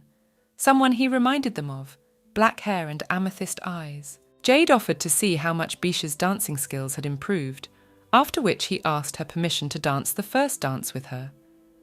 Biche replied that, of course. The girl replied that it was expected, their eyes at different levels. Jade had gotten even taller, and she wondered if his hands had always been this big. Biche slipped and started to fall, but Jade caught her and noted that the girl was in the clouds. She mentally encouraged herself to keep her spirits up. The twin brothers watched, and Dupree told Benjamin to give him 500 gold pieces, because Jade had caught Biche when she almost fell. Benjamin suggested another run.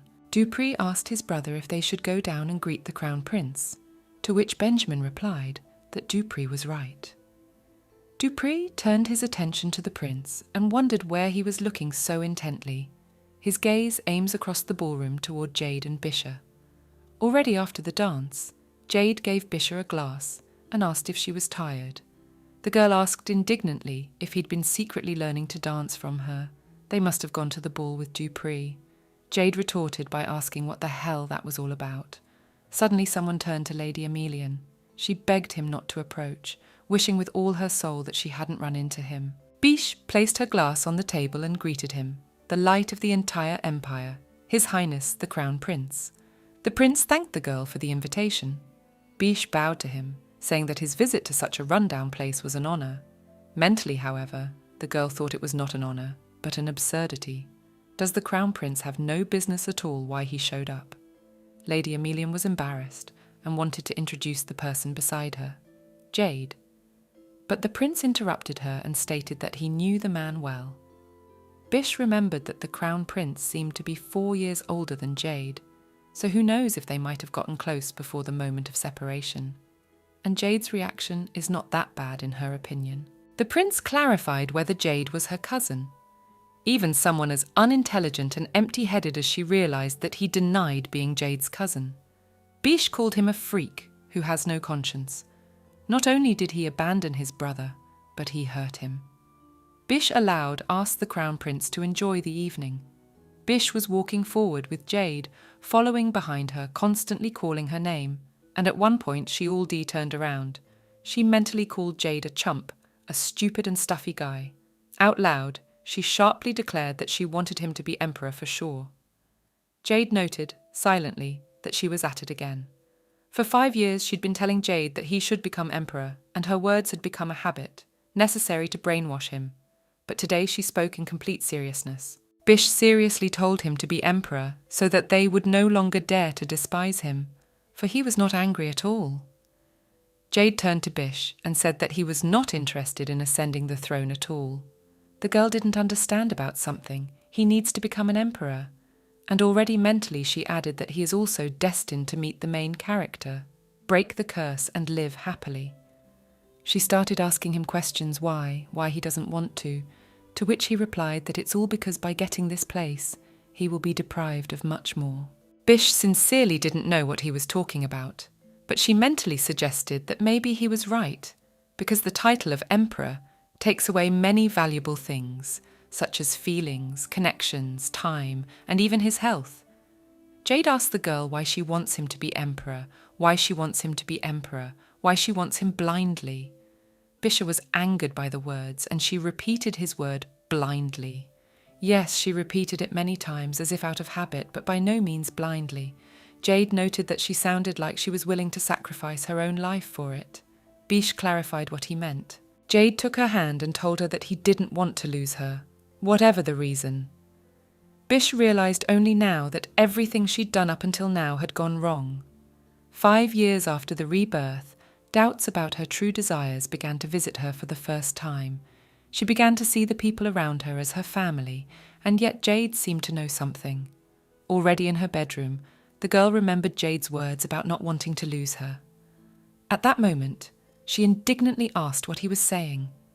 At that moment, Louis suddenly appeared and announced that it was time for Miss to return, but she asked him to wait. She wondered if Jade really knew something, because he had made it sound like he knew she would die after he became emperor.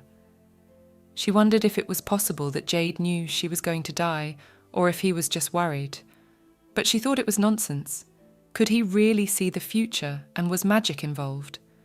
She remembered that Jade, however, would be awakening her powers for a while yet, and it wasn't even mentioned in the original novel. Bish that she really didn't know anything about him. The next morning, Sophia was sitting next to Bish, who noted that she was so tired from the preparations for the ball, she had no face on her. Bish stated that it was all right, for they had laboured and she had gotten sick. Sophia informed Benjamin, who had come in, that Miss had been running a fever for several days and continued to refuse to eat. The illness is not serious and the girl has a strong constitution, so she should recover very soon. The doctor examining Bish shared that he had heard that the first debutante ball had recently passed and wondered if anything had happened to her during her appointment. Bish didn't realise if it was night or early morning, how many days had even passed. Jade appeared next to her and began to use magic. Bish thought there was a whiff of freshness. Perhaps Sophia had opened a window. The next day, Bish got up from her bed and walked over to Louise. Toe asked the lady if she was better and could get out of bed. They were all very worried about her. The girl said that she was fine and apologised for the trouble she had caused them. She wondered why everyone was fussing and whose luggage was it standing. Louise shared that something had happened at the estate, so His Excellency the Marquis urgently needed to go there. Bish remembered and asked Louise what day and month it was and where her father was. Louis replied that today is July 5th, and His Excellency was in a hurry from was 10 minutes ago. Louis thought Marquez was very upset that he hadn't been able to see his daughter recover before he left. Bichet was horrified at how long she had been failing. Today is the very day her father was supposed to leave for the estate where magical creatures suddenly appeared, and he will die in a carriage accident. Her father is in danger. Her father's sudden trip when she was 15 years old. Biche stated madly, how could anyone forget such a thing? She remembered it already while preparing for the ball, so she promised to start mentally preparing herself in advance for the possibility that she might lose her father again at the end of the reception. But the sudden meeting with the Crown Prince, the doubts about Jade, and the days she'd been lying there without feeling had thrown her off balance. Louis asked the lady if she was all right, because she was pale and if she was not fully recovered, but the girl interrupted him and said, "Horse," but immediately remembered that she could not ride a horse. The original work, or rather, as the original says, if she does not interfere in anything and leaves everything as it is. If the father dies, and after him parted with his life and Biche herself, Jade will turn into a tyrant, meet a holy maiden, and everything in this world will be back to normal. This is not the girl's world. One day she will have to go home. That's what she used to think. Head remembered all the happy moments with the people around her. She realized that for a moment, she had come to love the current world completely and unconditionally. She decided she had to keep her father safe. She ran, shouting to Louis that she needed a carriage and that they should prepare the fastest carriage for her. Her father was in danger and she should tell him. Louis didn't understand what "in danger" meant. Biche said there was no time to explain. They had to hurry. Biche was going through a drawer. Suddenly, Dupree appeared in the day and asked how she was and what was that thing she was going through. The girl apologized to him and added that she didn't have time to talk. Dupree grabbed her arm and stopped her and told her to calm down and tell him what was wrong.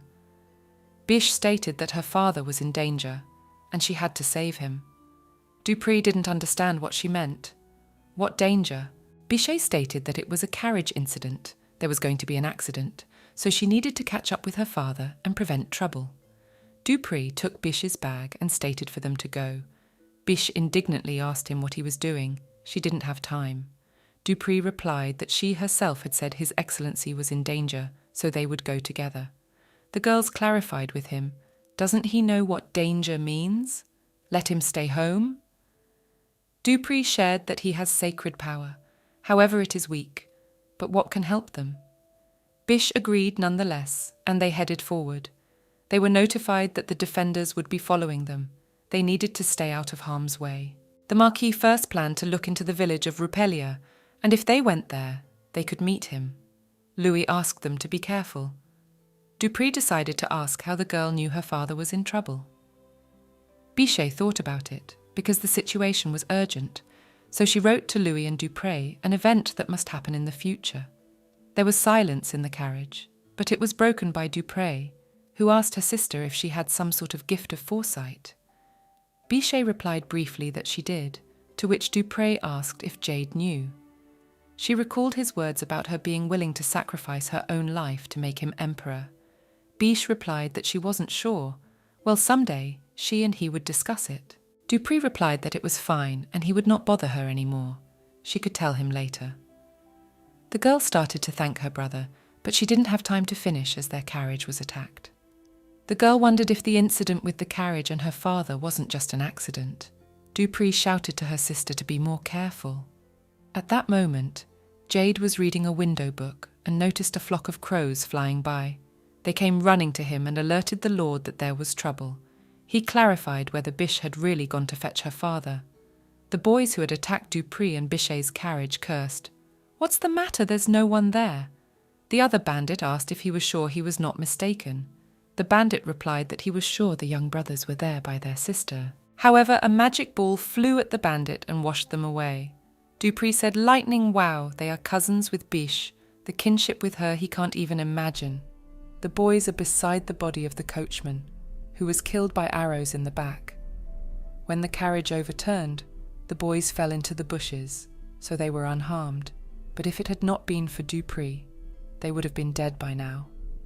Suddenly Dupree called her and reminded her that although he had said he would ask her about everything later, he would ask her one question now.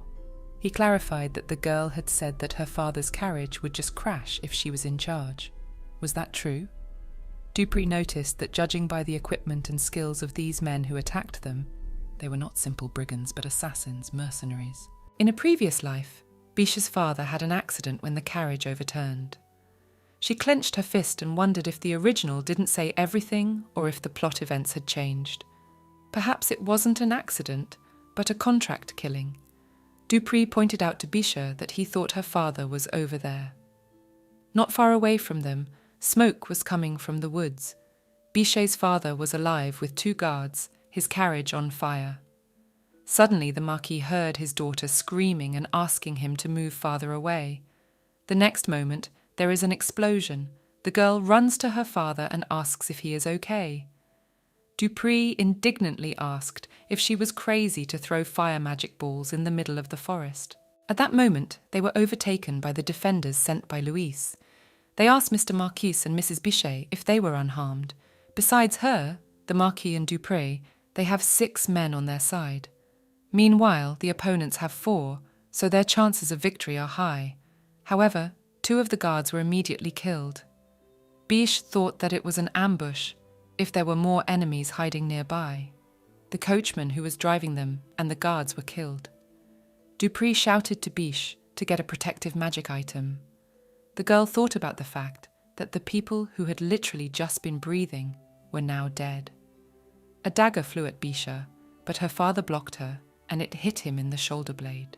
The girl believes it is all because of her attempts to go against the law of the original novel. Fate is punishing her. Bisha's father was lying on her lap, bleeding. The girl was shocked. Would it really end like this? She used to dream of dying in this world and coming back to reality. She thought of Jade, who she hadn't had time to talk to about many things. She mentally prayed that someone would help them. A protective barrier formed around the boys, shielding them from the arrows. Dupree asked puzzled what it was, to which Biche replied that it was magic. They didn't realize what was happening. The assassins were squirming in pain. It was all Jade's doing. Dupree noted that it was high-level defense magic. Bichet asked Jade how he got here. Jade put the Marquis and Dupree on his horse, telling the latter to ride straight ahead and see the village of Rupelia, where he would take the Marquis to be treated. Dupree set out on the road and Jade exhaled. He turned to the girl who at this point was wondering how he had ended up here, whether he knew about her father's accident beforehand or had simply followed her. He put his hand over her eyes and asked her to close her eyes for a couple seconds. She didn't understand why he already knew how to use magic, since the original magic only became available to him as an adult. The guys moved. Jade informed her that they were in the vicinity of the village. He couldn't travel any farther for the time being. Biche wanted to know how, but he interrupted her and asked her to let him be the first to ask a question. He assumed the girl had something to say about the situation, how she knew about it beforehand. Biche felt as if Jade had been given a glimpse of the future. Jade asked when it had started. Biche noted that he knew about the accident. He was already skillful at using magic. Jade seriously asked what Biche knew. She thought about talking to him, but in the end, she couldn't get a word out of her. She is just scared that her assumptions will turn out to be true. She is afraid. If she spoke, if she revealed the truth, what would Jade's reaction be? Jade noted that from the look on the girl's face, she knew everything. Then he asked if it was true that the same thing had happened to the girl. Biche didn't know what he meant. Jade stated that they had gone back in time, both him and her. He covered his face with his hand and wondered how he couldn't have guessed before. Biche was shocked, wondering if Jade, like her, had really gone back. Such a thing had never even occurred to her. It was only her soul that had moved into another person's body, so it was only herself that she thought was special here. Biche turned to Jade and asked him if he too had gone back in time. She mentally wondered what he'd been thinking, all those 5 years looking at her. He grabbed her by the shoulders and told her to tell him the reason she had given her life instead of his. He needs to know who ordered her to take on this role. Biche didn't understand what he meant. What role? He recalled that moments before her death she had said, "Here my role is over." Bish recalled that it happened right before the execution. Then right up until the moment of death, she couldn't find the right words. Jade shared that as he replayed what she had said to her hundreds, if not thousands of times in his head. He thought that she had not died of her own free will, that someone had forced her. The girl can't even believe it. It turns out that the reason everything turned into chaos was because she said the word roll. Bish replied to Jade that she wasn't forced. She realized that the bottom line was that she would only have to lie to him. Bish asked Jade how he had come back, but Jade asked her if she realized the reason for her return. In her mind, Bish replied that the reason was that she wasn't from this world, and her soul had moved into the body of the novel's heroine. It seemed to her that the reason was that the plot of the original novel had failed the first time. Jade shared that his magic is to turn back time, so time let go backwards because of him. Bish realized that it turns out she didn't come back because she couldn't let the plot of the novel flow with the flow of the original, but because of Jade. It turns out that he is the reason why the girl didn't return to reality. She realized that what was happening was unbelievable. Bish wondered if she should hate him. Strictly speaking, she couldn't get out of this world because the course of the narrative changed, because of the mistake of her words that changed everything.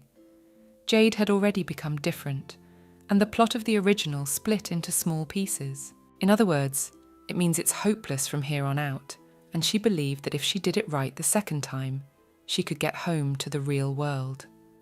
Bisha remembered Jade saying her names at different ages, and she wondered if she could hate him. Bish remembered that he had said he was interested in learning a lot about her. She tried to figure out at what point she should start explaining herself. Let her and Jade both go back in time.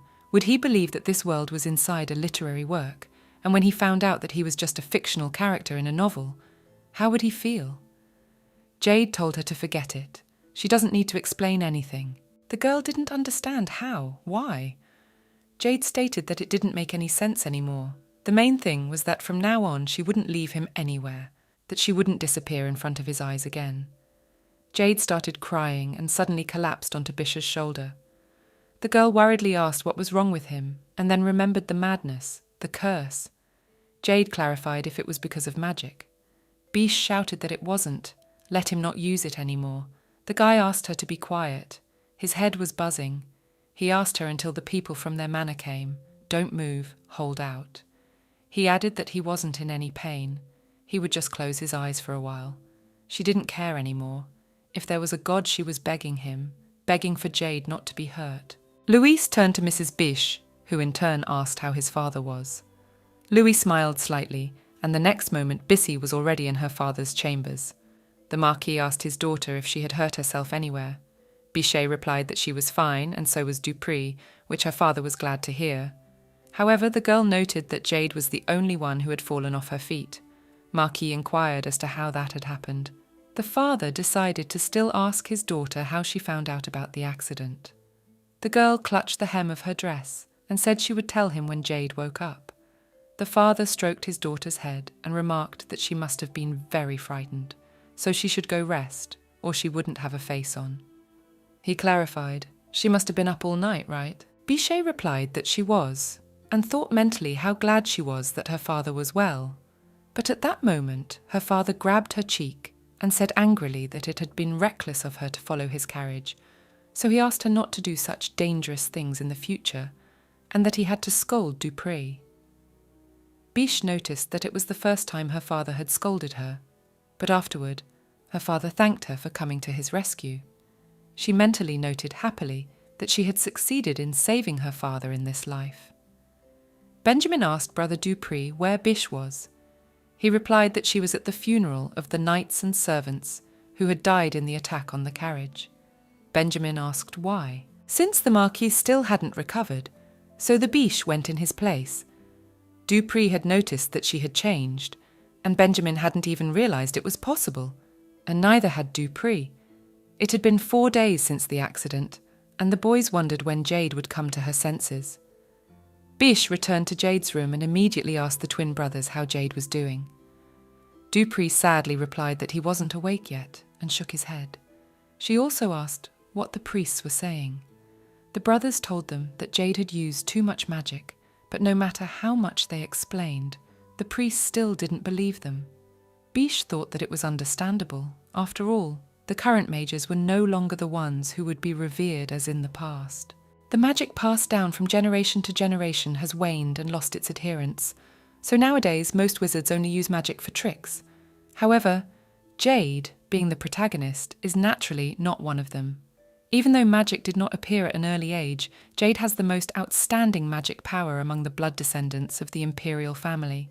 He has used attack magic, defense magic, teleportation magic, and even time-fixing magic. Dupree turned to Bisha and offered to talk to her. The guys left the room, and Dupree asked if the girl knew the meaning of the word chonjok. Bisha replied that yes, it is silence and calmness. Dupree said that was true, but he was talking about people who were in a political conflict.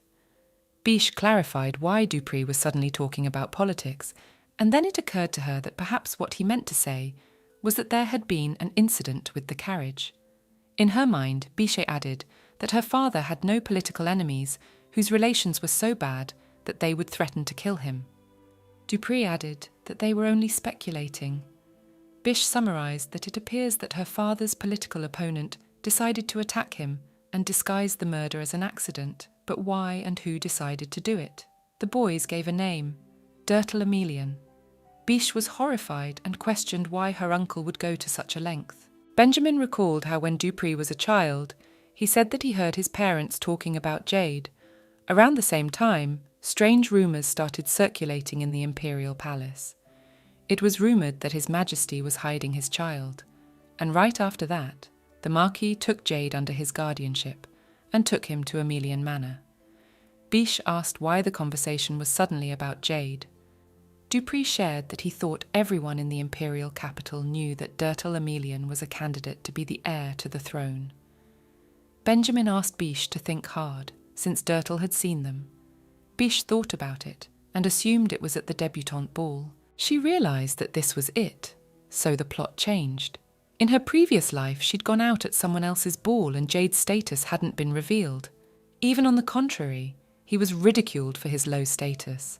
And in this life, the ball was organised by her, and knowing in advance that this was how the prince would be.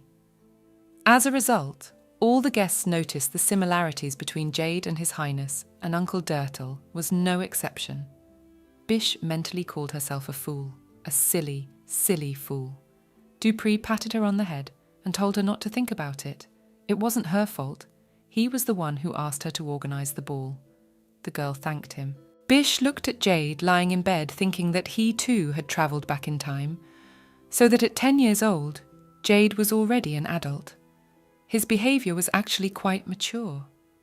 Suddenly Bish remembered the embarrassing moments of the past, and she realised that she was the only one who had been cranky. The girl grimaced at the thought of what would become of her now. The plan to return to the real world had failed. Did that mean she would stay here forever? Bish thought it had been 15 years, and she was even confused whether what was happening was real or a figment of her imagination. But she realised that the current world had become very close to her. Assuming she gets a chance to return to reality, will she accept it? Bish thinks not, but what would she do in this world? At that moment, Jade woke up and sat down on the bed and watched the girl. Jade started to reach out for Bish's head, but then he heard someone saying that he was still the same, stupid and brainless as he was when he stole someone else's. Jade clutched at his heart and tried to catch his breath. Bish woke up and immediately turned her attention to the sitting Jade, her eyes filled with tears. She shared that he hadn't woken up for 5 whole days, and they thought he was dying. Jade wondered if she was really worried. Bish sobbed and asked if she couldn't tell. He used magic, passed out, and didn't regain consciousness for days. Jade decided to ask if she was so worried about him, then why did she leave him alone to die? Bish remembered him asking her why she died instead of him, and that his magic was to reverse time.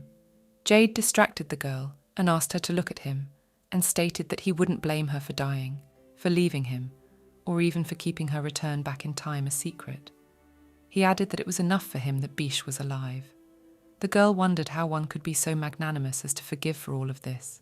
Bish asked him how much magic he'd used to get back. She was sure it was an incredible amount, but was magic even capable of such a thing? Jade noted that even the impossible was possible. Bish placed her hand on Jade's arm and asked him how he was feeling, if he had any symptoms of insanity. Jade noted that she knew a lot, after which he added that there was no power that didn't have to be paid for. Bish clarified what price he'd paid.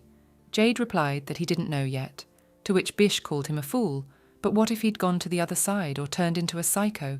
What would be the point of going back in time? Jade noted that she was alive after all, and he was already glad. Even if he died right now, he wouldn't regret his choice. For 5 years, he was happy every day because he could see her again. Bisha thought his words sounded like goodbye for some reason. Jade added that he didn't need anything else. However, if he'd known sooner that she remembered everything, it would have been better. Bish asked Jade why he was suddenly saying such things. Jade replied that, frankly, he wasn't sure how much longer he could keep his sanity.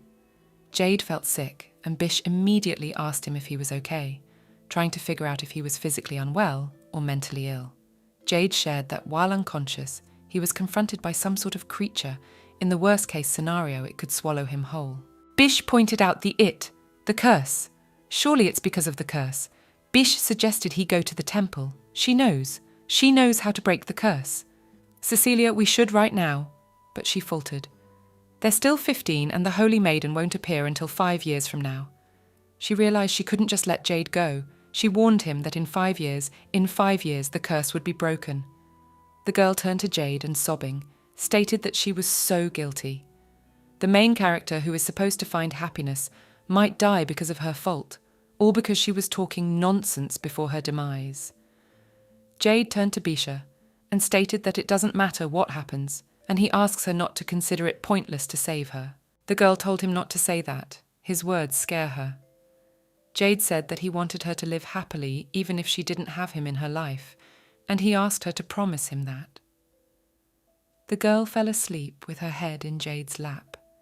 He wondered aloud how much longer he would get to see her.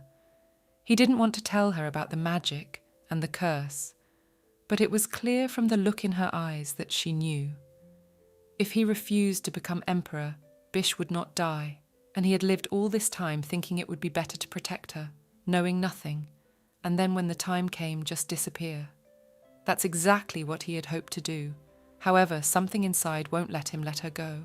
If the heavens allowed, he would want to be by her side in his 20s and 30s, and for the rest of their lives.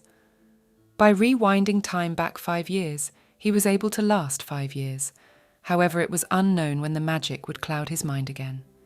Due to the Marquis's sudden trip, which happened much earlier than it had in his first life, everything changed. The Marquis almost died this time, and he almost lost Bisha. He was scared to even imagine having to go through that again. A man appeared in the room and wondered if they really had everyone dying here. Jade turned around and saw his uncle. His uncle replied that he had rushed over as soon as he had received his frightening letter and addressed him as his nephew. Jade noted that he seemed intensely interested in what was going on. His uncle exhaled and wondered if it could have been otherwise. Because of his nephew, he had to abandon his journey halfway around the continent. Jade's uncle came closer to him and asked with interest, so how much magic did he need to turn back time? Was he able to control that much magic power? And what about his heart? Didn't it rupture? Jade asked his uncle to speak a little quieter. Then his uncle turned his attention to the girl sleeping on his nephew's lap. His uncle turned to the tribesman and told him not to say that he had turned back time because of the girl. Jade replied that he wondered if his uncle would find it funny if he answered yes because of her. His uncle chuckled and commented that his nephew knew him well, and so there was no lie in the letter. He also wondered if he had aged in the future, if he was cute. Jade suggested that his uncle end the humour and get to the point. The uncle agreed and added that he liked his nephew's serious look, preserved despite how many people had spilled their blood around him. The uncle suggested his nephew go to his castle. He might be able to slow the curse, but the future he promised something and said he would cure him completely, and that his skills were so advanced. Jade noted that they were no different than they were now. His uncle scolded, and noted that his nephew seemed to be planning to convince him. He checked with his nephew to see when he would show up, since there was a chance he would die before he reached his uncle's castle in the north, and whether he thought it was worth a try. Jade took Bisha in his arms and declared that they were setting off now. Placing the girl on the bed, Jade looked at her, and his uncle at this point inquired a fervent goodbye. Jade replied that Bish was too fragile for that. She then leaned over and kissed her on the forehead and told her to see you later. The girl heard someone calling her name. The girl woke up abruptly and wondered why she was in Jade's bed. Standing next to her was Benjamin, whom she turned to and asked if he had seen Jade. Benjamin's face was sad. Bish excitedly asked him what was wrong, where he was. Bish ran up to the maids and asked them if Jade had passed that way. Louis appeared, and the girl began to ask him if he knew where Jade had gone. Louis replied that the truth was that His Highness the Archduke had stopped by last night. Bish clarified whether Louis was talking about Archduke Cartmel. Louis noted that yes, it seemed that Mr. Jade had followed him. Bish noted that Jade had sought out the Archduke because of his condition. She didn't understand why she hadn't realized it before, when he'd suddenly developed an interest in magic at the age of 10. So Jade, even then, knew that magic could consume the mind. All indications were that he too had gone back in time, and why couldn't she notice? Bish fell on Louis's chest and mentally called Jade a fool. After all, he could have said goodbye before he left. But she was glad, because Archduke Cartmel was a fanatic of magic and a member of the imperial family, and he could help Jade heal. She thinks it's for the best, and that Jade should be with the Archduke instead of someone who is of no use to her. However, she didn't understand why her heart hurt so much. She thought that she had only now realized that Jade was leaving her, because when you leave yourself, and when someone you care about leaves you, it is heaven and earth. She'd always wanted to leave the world, but it was hard to imagine what Jade had been going through after she'd died. She wondered if what was happening was her payment for the pain she'd caused him, if it was the same sadness you felt when the world around you collapsed. Drowning in sadness, all she can do is pray that Jade stays alive. The next day, after Jade had left their home without warning or farewell, they decided to make every effort to find out who was behind the assassins hired to kill their father. However, their search was limited to speculation, for the killers were dead and they had no time to learn anything from them. It's very difficult to get to the truth in this case. Until a few days later, when a letter arrived at their mansion with the news of death. It announced the death of the Emilian family's servant, Durtel Emilian's uncle, and his followers. A ledger was found next to their bodies, stating that Uncle Durtel had secretly stolen the Emilian family's property and appropriated it for himself. A few days later, they received a new letter. Perhaps its contents were related to the recent incident of an assassination attempt on her father, as he soon began to massively reorganize the service staff of their family. One day, as she passed by the knights, she overheard a conversation about a murder that had taken place at her uncle's mansion. They said there were 2 male witnesses with black hair, and Bish wondered if perhaps one of them was the one she longed for. Thus, the case in which their family had been involved came to an end, and in this life, the girl did not lose her father.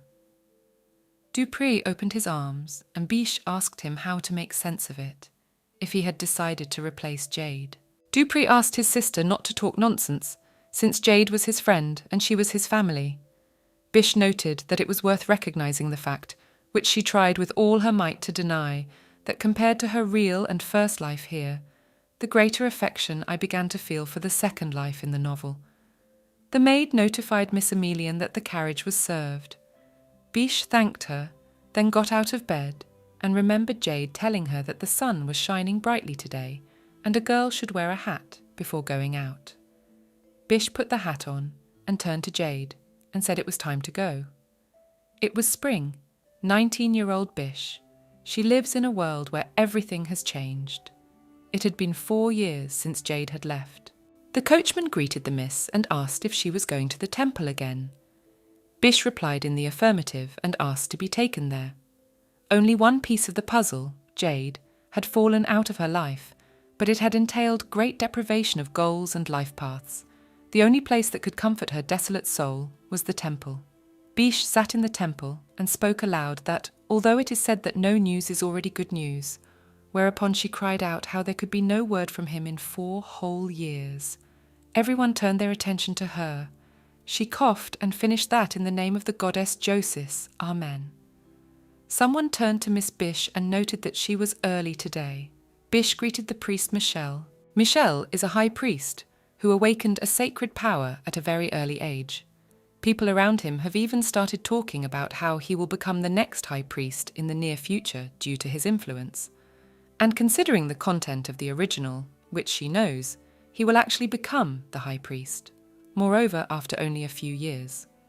Afterward, Michel will clash with protagonist Jade in every way possible, seeing unequal combat in an attempt to protect the Holy Maiden from the tyrant. However, the funny thing is that because Michel was feuding with Jade throughout the second half of the novel, he could seem like a villain, when in fact he was a good guy trying to protect the Holy Maiden.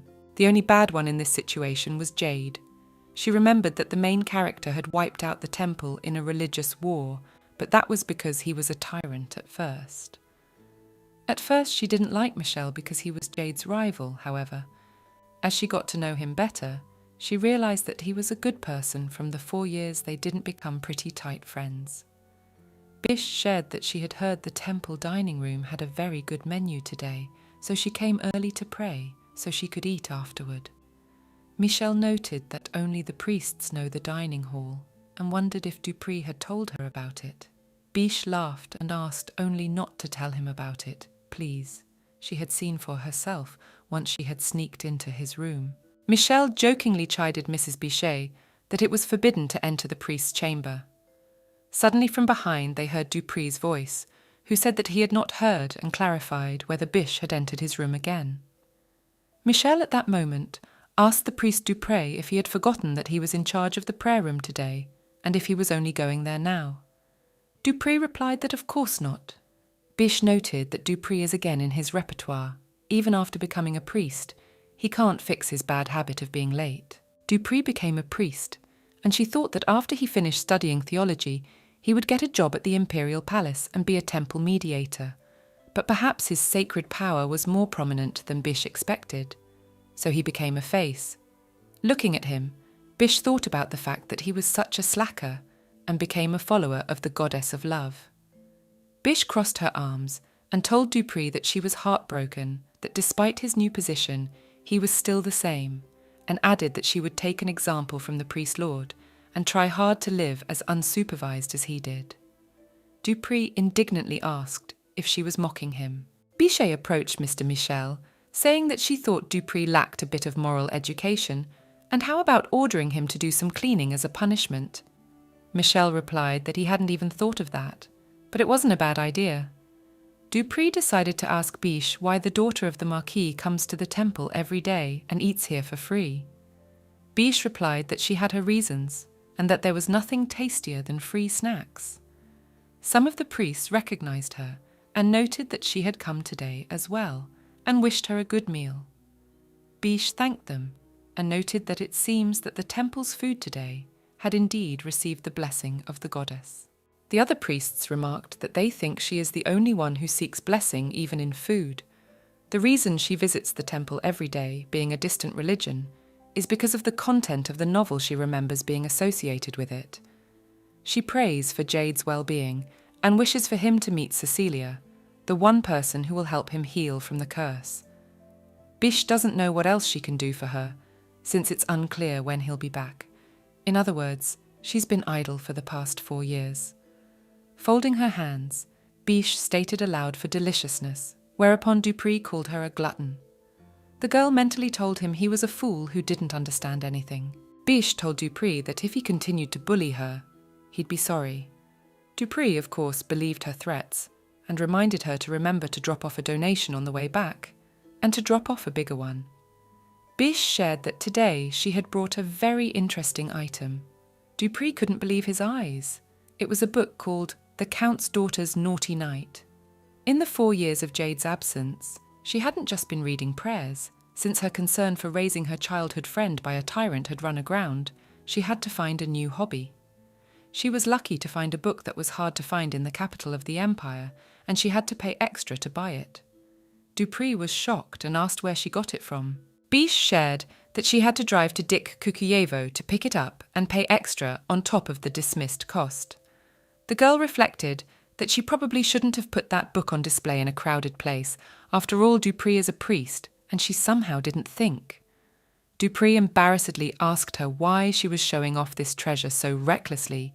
Does she have any idea what kind of hyenas people are around here?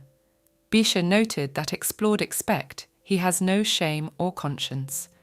The girl shared with her cousin that this author has a new book coming out tomorrow.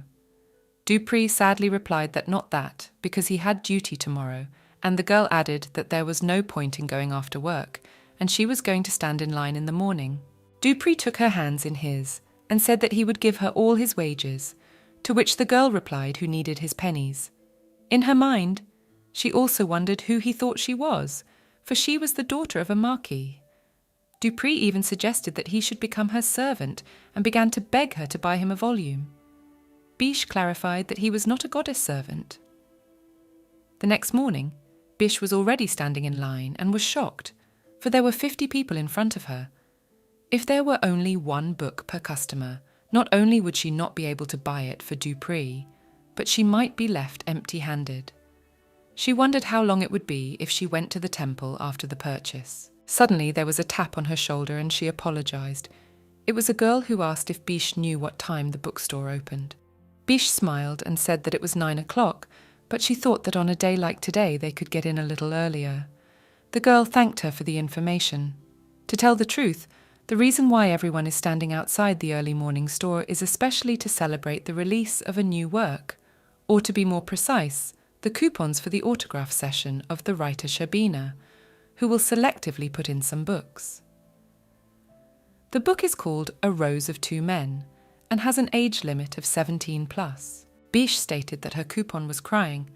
However, her little book is safe and sound, so what could be better? It's such a hot tome after all. Bish had already planned to take a quick peek at home first and then to the temple, but suddenly at that moment she bumped into a girl who started to fall down. Bish reached out her hand to catch her, but ended up grabbing the book, and the girl herself fell. Bish noted that it was a mistake, because any adequate person would have been catching the grandfather instead of reaching for the book.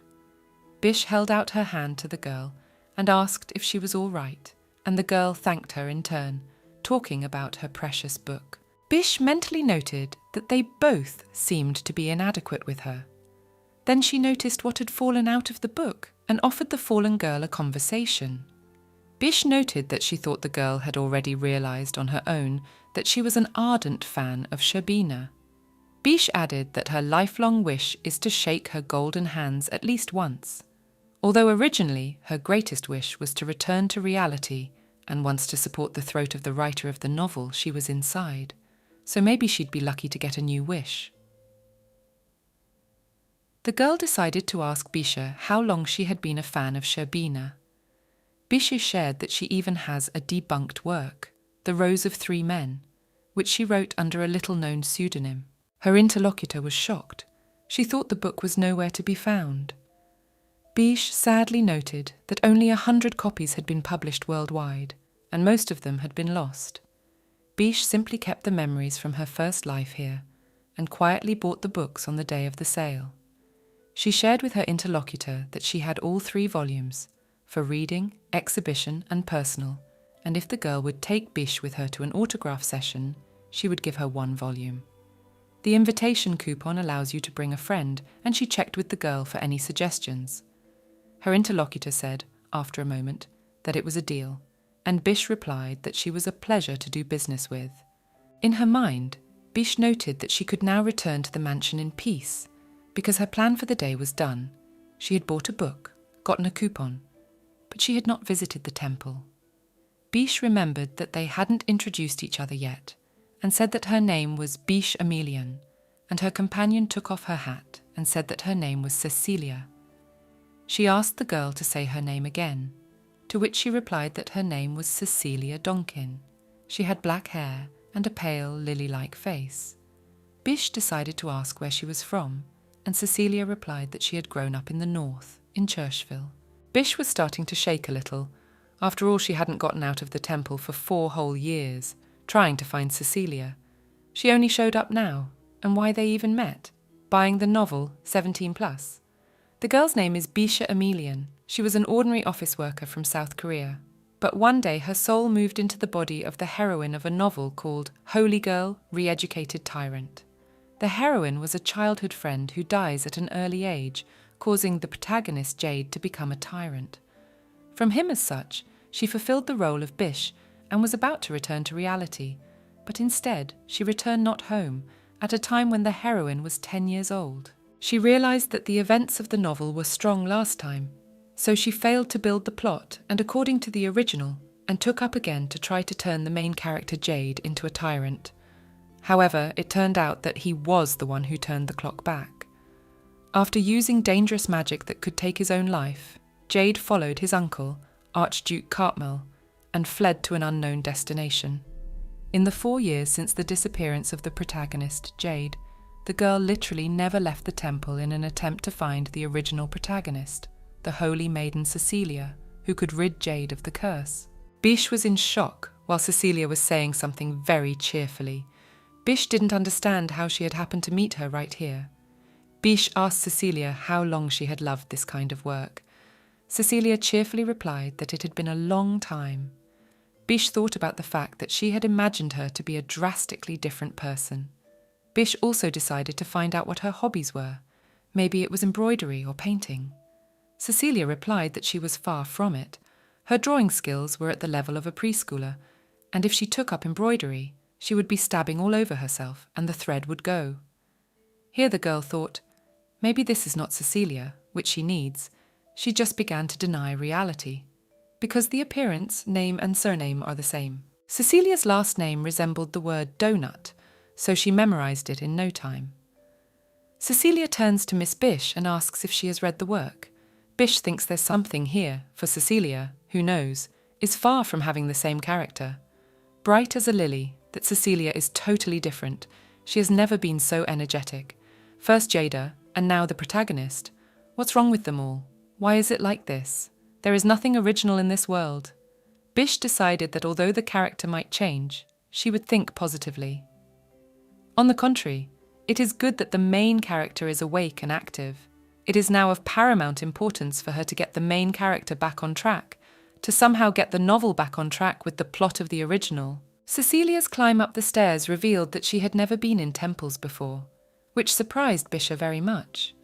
She mentally noted that it was also understandable, because Cecilia only realized her sacred power when there is a knock of 20. If one were to give her an ability test now, wouldn't it be a disaster? Bish shared that this is the first hall. Cecilia was astonished, and noted that it turns out even the air is different in places where handsome people gather. Bish mentally replied that it was the smell of the incense sprayed in the temple, and then clarified aloud about the handsome men. Cecilia asked Miss Bish if she hadn't looked at the new building's illustration of the capital's beauties. Bisha understood what it was about, and said she had purchased it in perfume copies. Illustrations of the capital's handsome men, a collection of portraits of the now popular handsome men of the imperial capital. Cecilia shared that that was when she learned that priests had such angelic looks, and to tell the truth, it was in this edition that she found her ideal type of man. Bish mentally decided to ask her darling and her protagonist if she would like to know that she entered the temple service with only lustful thoughts in her head. Cecilia turned Mrs. Bish's attention to herself and asked her who the gentleman was, for she thought she had seen him in a book. Bish imagined it was Priest Michel and scum of some sort, though it was her cousin Dupree, but she decided not to say his name. Bish greeted Priest Michel, who in turn noted that he, Ware and Mrs. Bish. Dupree inquired why she did not see him. The girl said she would like to introduce someone to them, but Lady Cecilia had hidden behind a column. Bish approached her and asked what she was doing here. Cecilia embarrassedly replied that the gentleman's name was Michel. Just seeing him in person instead of in a picture made his heart flutter. Bisha thought it was cute because she remembered that there were readers who were holding their fists for the couple, Cecilia and Michel. There was chemistry between them. Lady Cecilia, sitting in a corner like this, Biche thinks she draws a lot more attention to herself, but sincerity would make her very pretty. Biche squatted down beside Cecilia and said that she could talk to Michel because she knew him well. Cecilia was shocked and said that Mrs. Bichet was an incredible girl. Cecilia awkwardly said hello, to which Michel replied to her that may the blessing of the goddess be with them.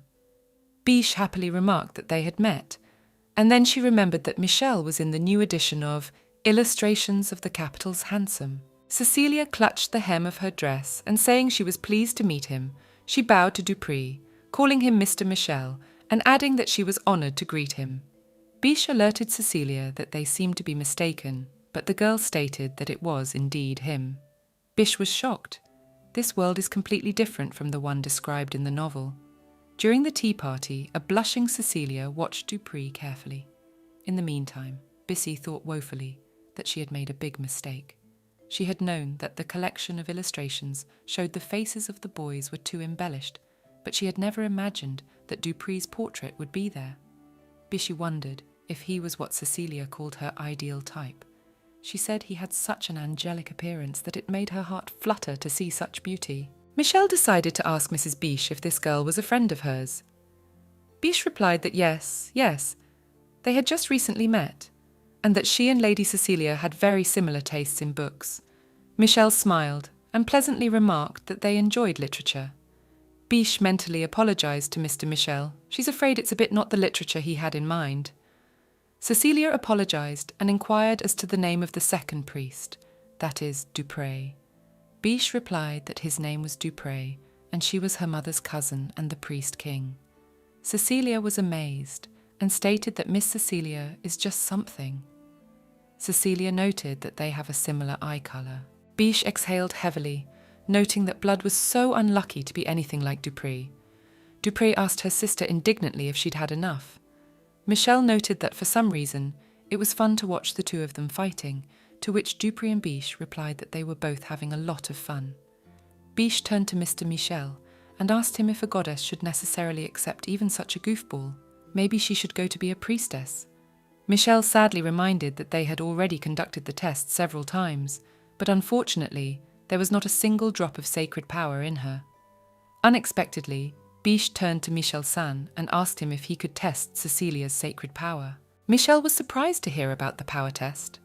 At an early age, Cecilia was examined for magical and sacred power, and as a result, a girl who happens to be in the capital city discovers it in herself after a test. Biche shared that Cecilia grew up in a small village in the north, so she was never tested for sacred power. So how about we take the opportunity to take the test now? Cecilia awkwardly inquired if this was something she had told Biche about. Biche nervously replied that the girl had said that Churchville was in the north, and also that she lived in a small village and that it was the first time they had been in the temple. Michel replied that it really wasn't a bad idea. Biche thought about how she almost got herself into trouble. Michel asked Cecilia to please place her palm on the crystal and recite a prayer. Cecilia placed her hand and began to recite the prayer. The blessing of the goddess flows down the tree of life. And Dupré immediately pointed out to Mr. Michel that this was sacred power. Biche joyfully thought about the result. Unexpectedly, the crystal shattered under Cecilia's hand.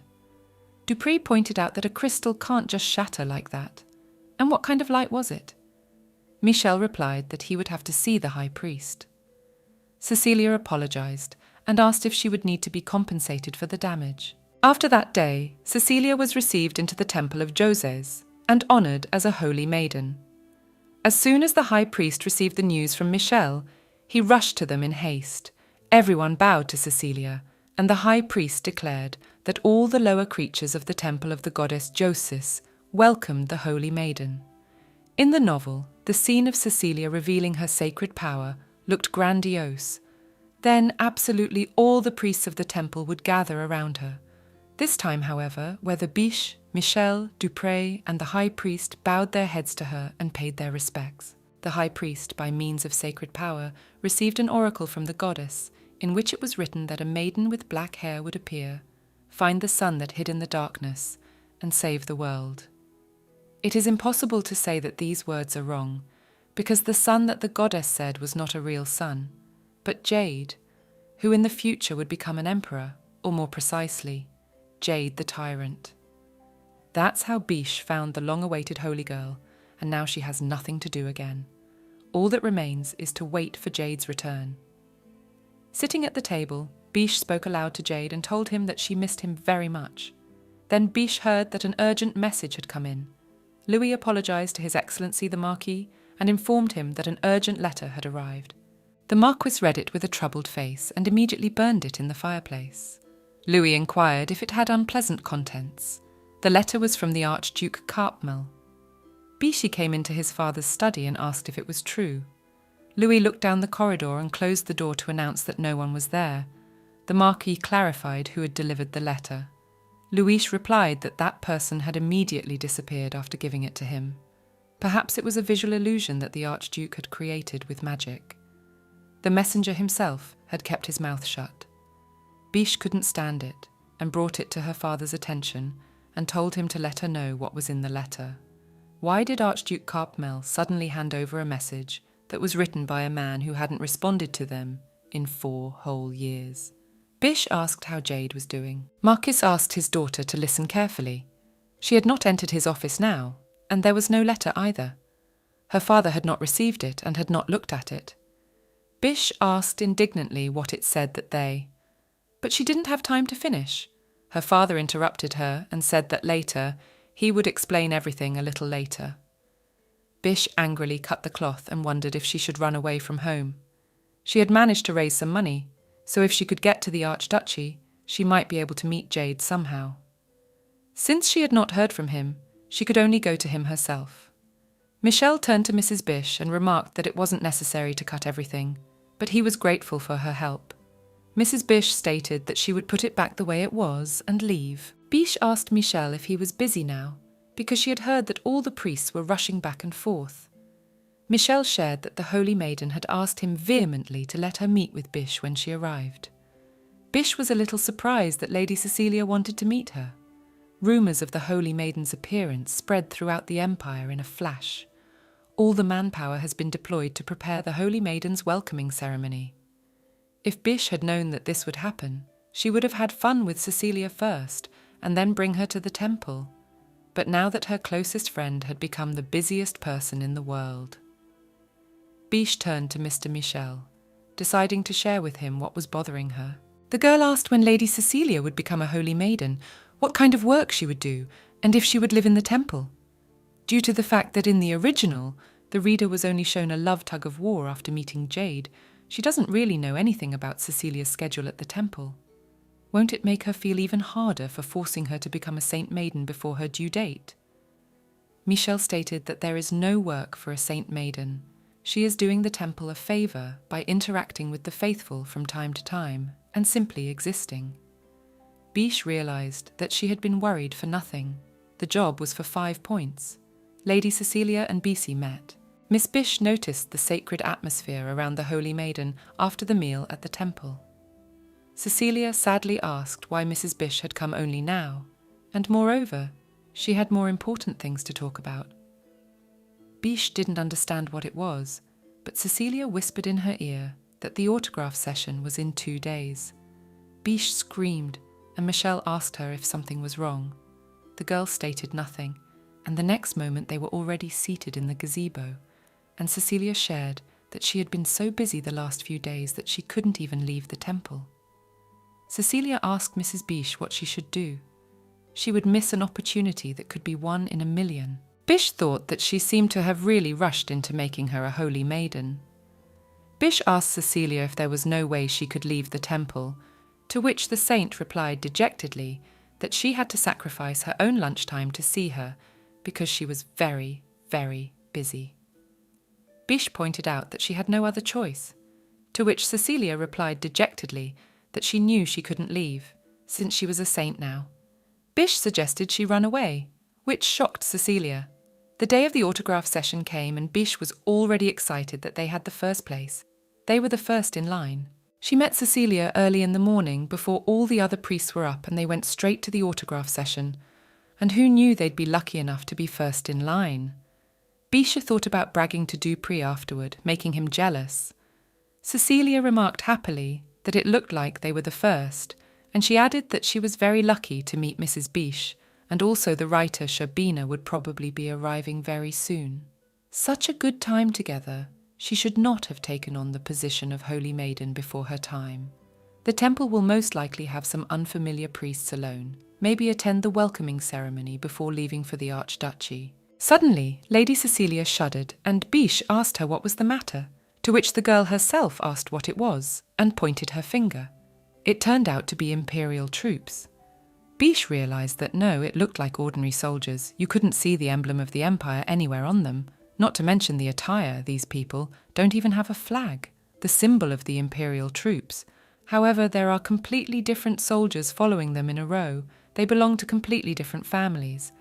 Biche suggests that it looks like all the soldiers are heading straight to the Imperial Palace.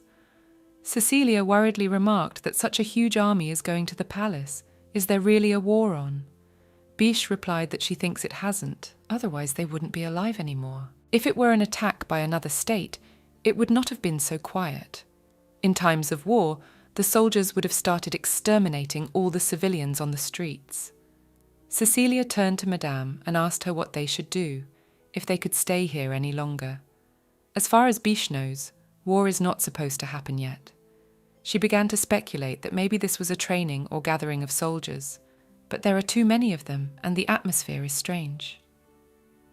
Suddenly a carriage pulled up next to the girl and stopped, and someone called out to Biche and the Holy Maiden. It was Dupree, who grabbed them under the arms and declared that they should return now. Dupree turned to Biche in the carriage and angrily asked her sister if she was crazy enough to bring the Holy Maiden to such a place. She said the autograph session of the writer Sherbina, and secretly, and then he turned to Cecilia and asked the Holy Maiden if she had her own head on her shoulders.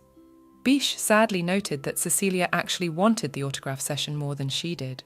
Dupree indignantly asked if Cecilia had any idea how freaked out they all were. The Holy Maiden apologized. Biche turned to Dupree and seriously asked him what was going on in the capital. Where did such an army come from? Was war coming?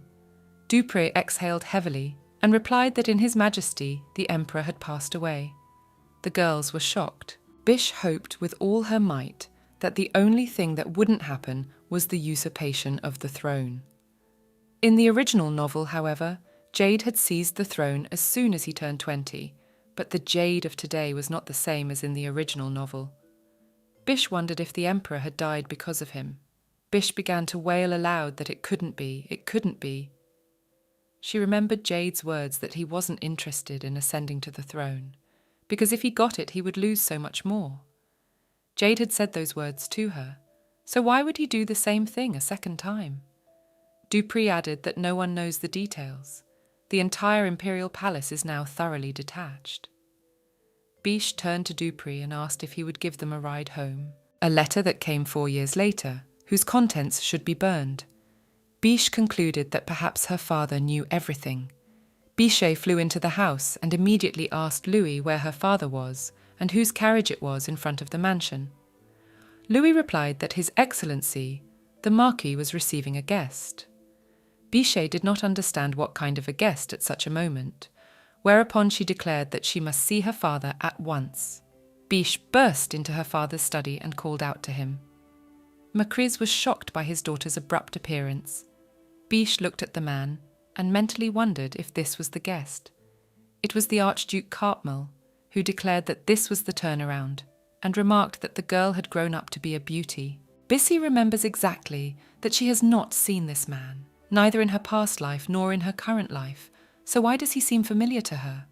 Bissy asked the Archduke if he knew her. He replied that they had met once before. Biche seriously asked him who he was, to which the man replied that he would introduce himself formally the next time they met, then shared that he thought it was time for him to leave. Lastly, the Archduke addressed the Marquis Emilian that he expects him to respond after he has given his proposal a good thought, then left and told my lady to see you later. Bissy turned to her father and asked seriously what had happened at the Imperial Palace. She had heard that His Highness the Emperor had passed away. The Marquis stated that this was true, to which a question from the daughter asked for what reason.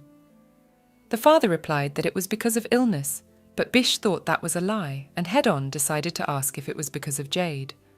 The father was silent to her question, and she realized that meant it was. Bish clenched her fist and started asking questions. When did he come back? How long have they known about this? And one question she left in her mind was if her father was involved.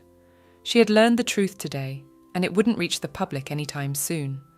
Everything would be kept secret, so that not a word would leak out until a new emperor ascended the throne.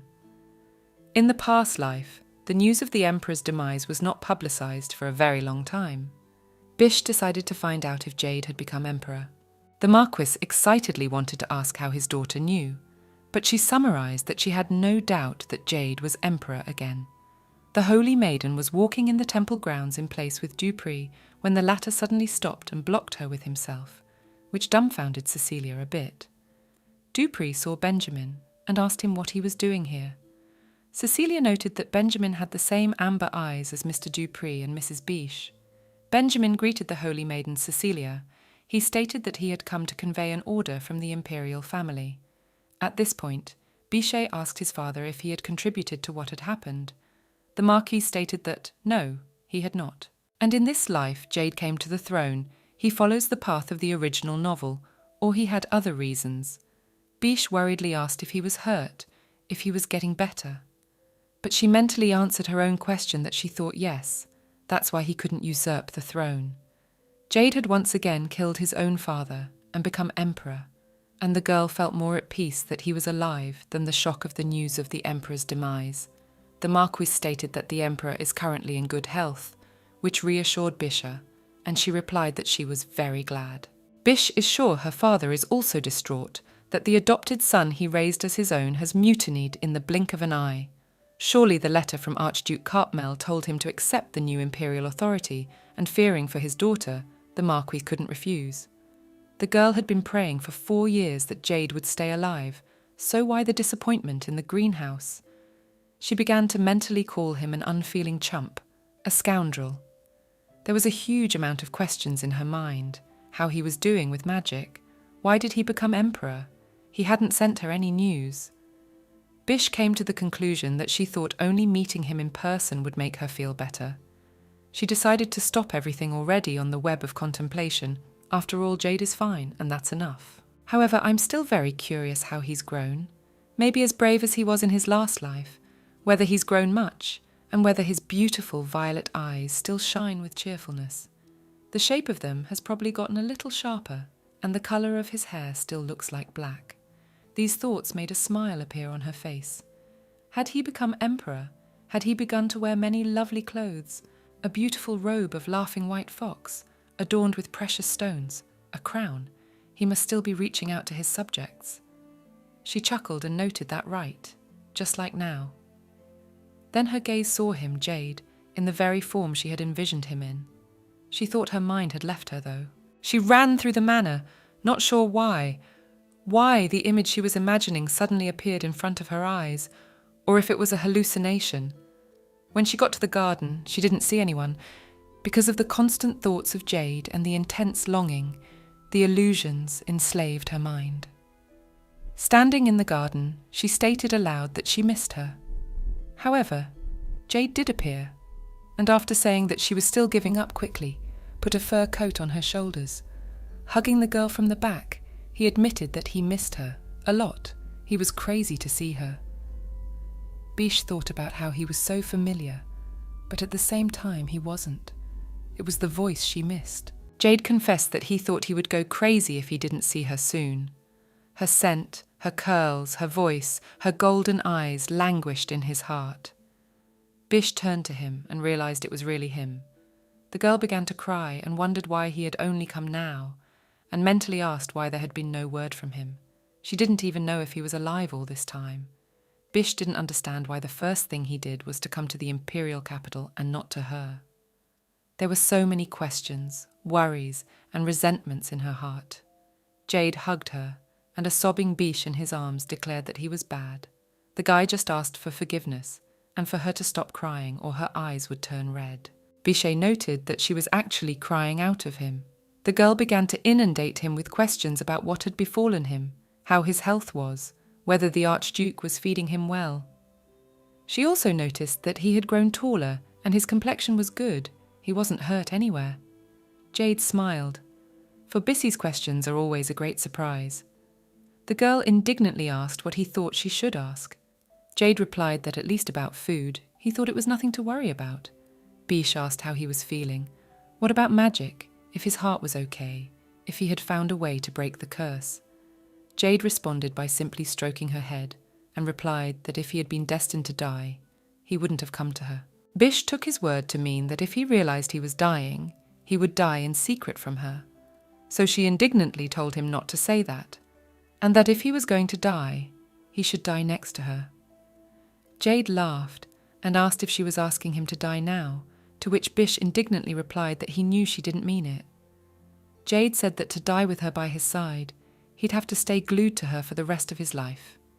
She didn't understand why the conversation was going that way. Unexpectedly, Bisha decided to ask what had become of His Majesty the Emperor. Jade replied that he had died, of course.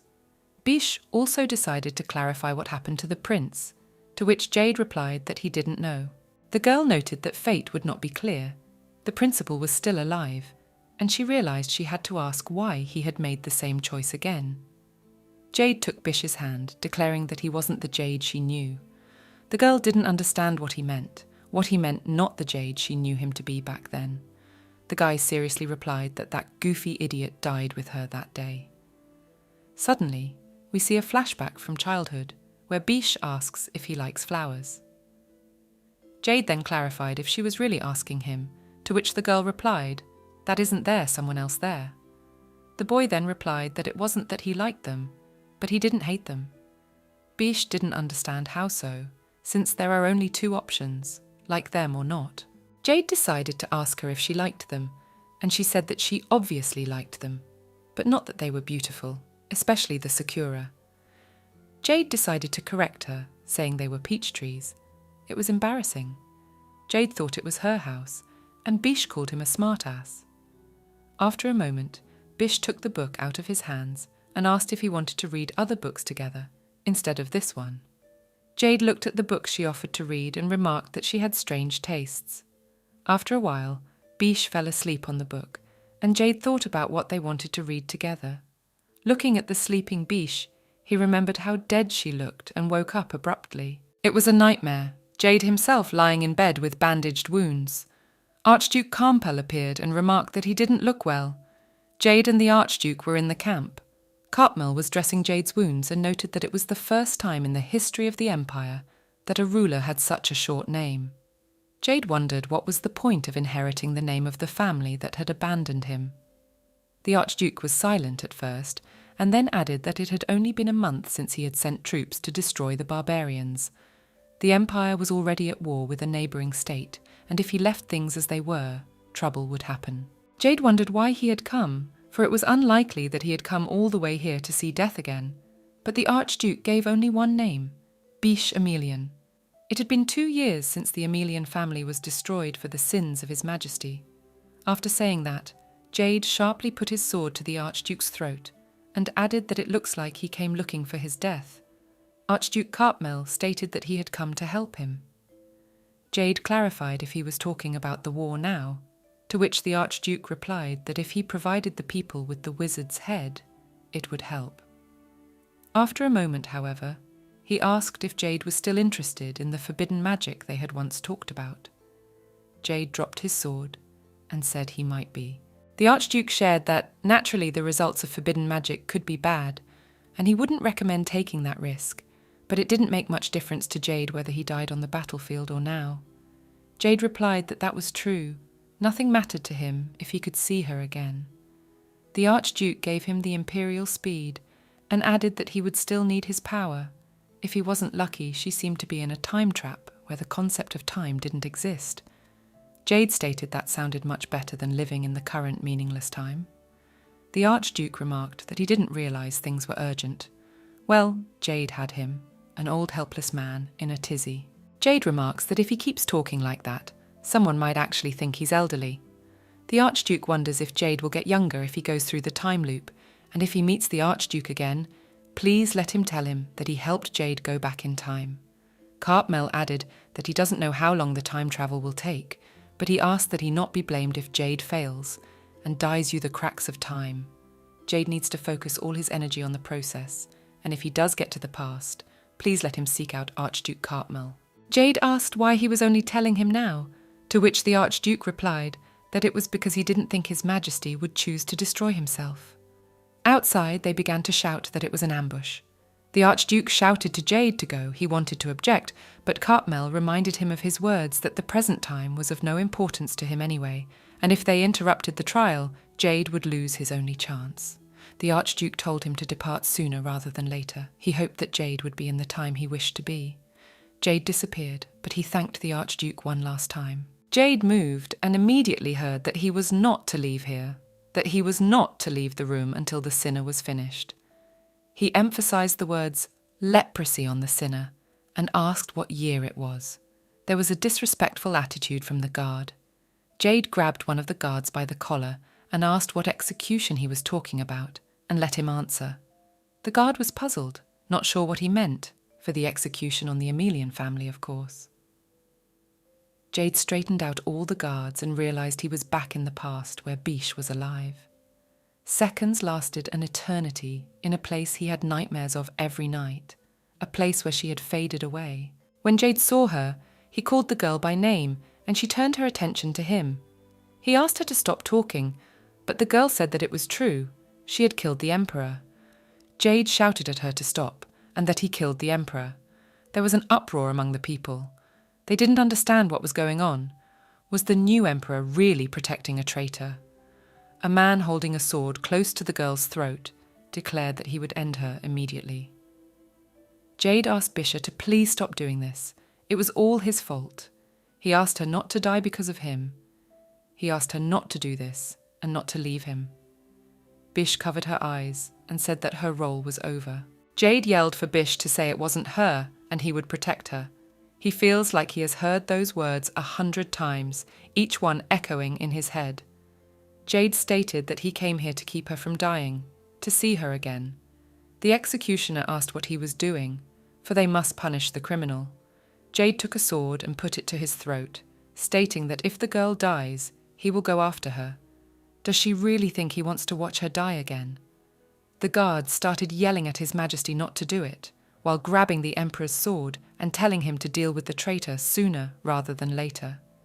Jade shouted to be let in, and at the same moment Bisha's body was pierced with the sword. Jecht began to scream at what he saw. Sitting next to Bisha's grave, he realized that there was no point in coming back. How he wished it was all a nightmare.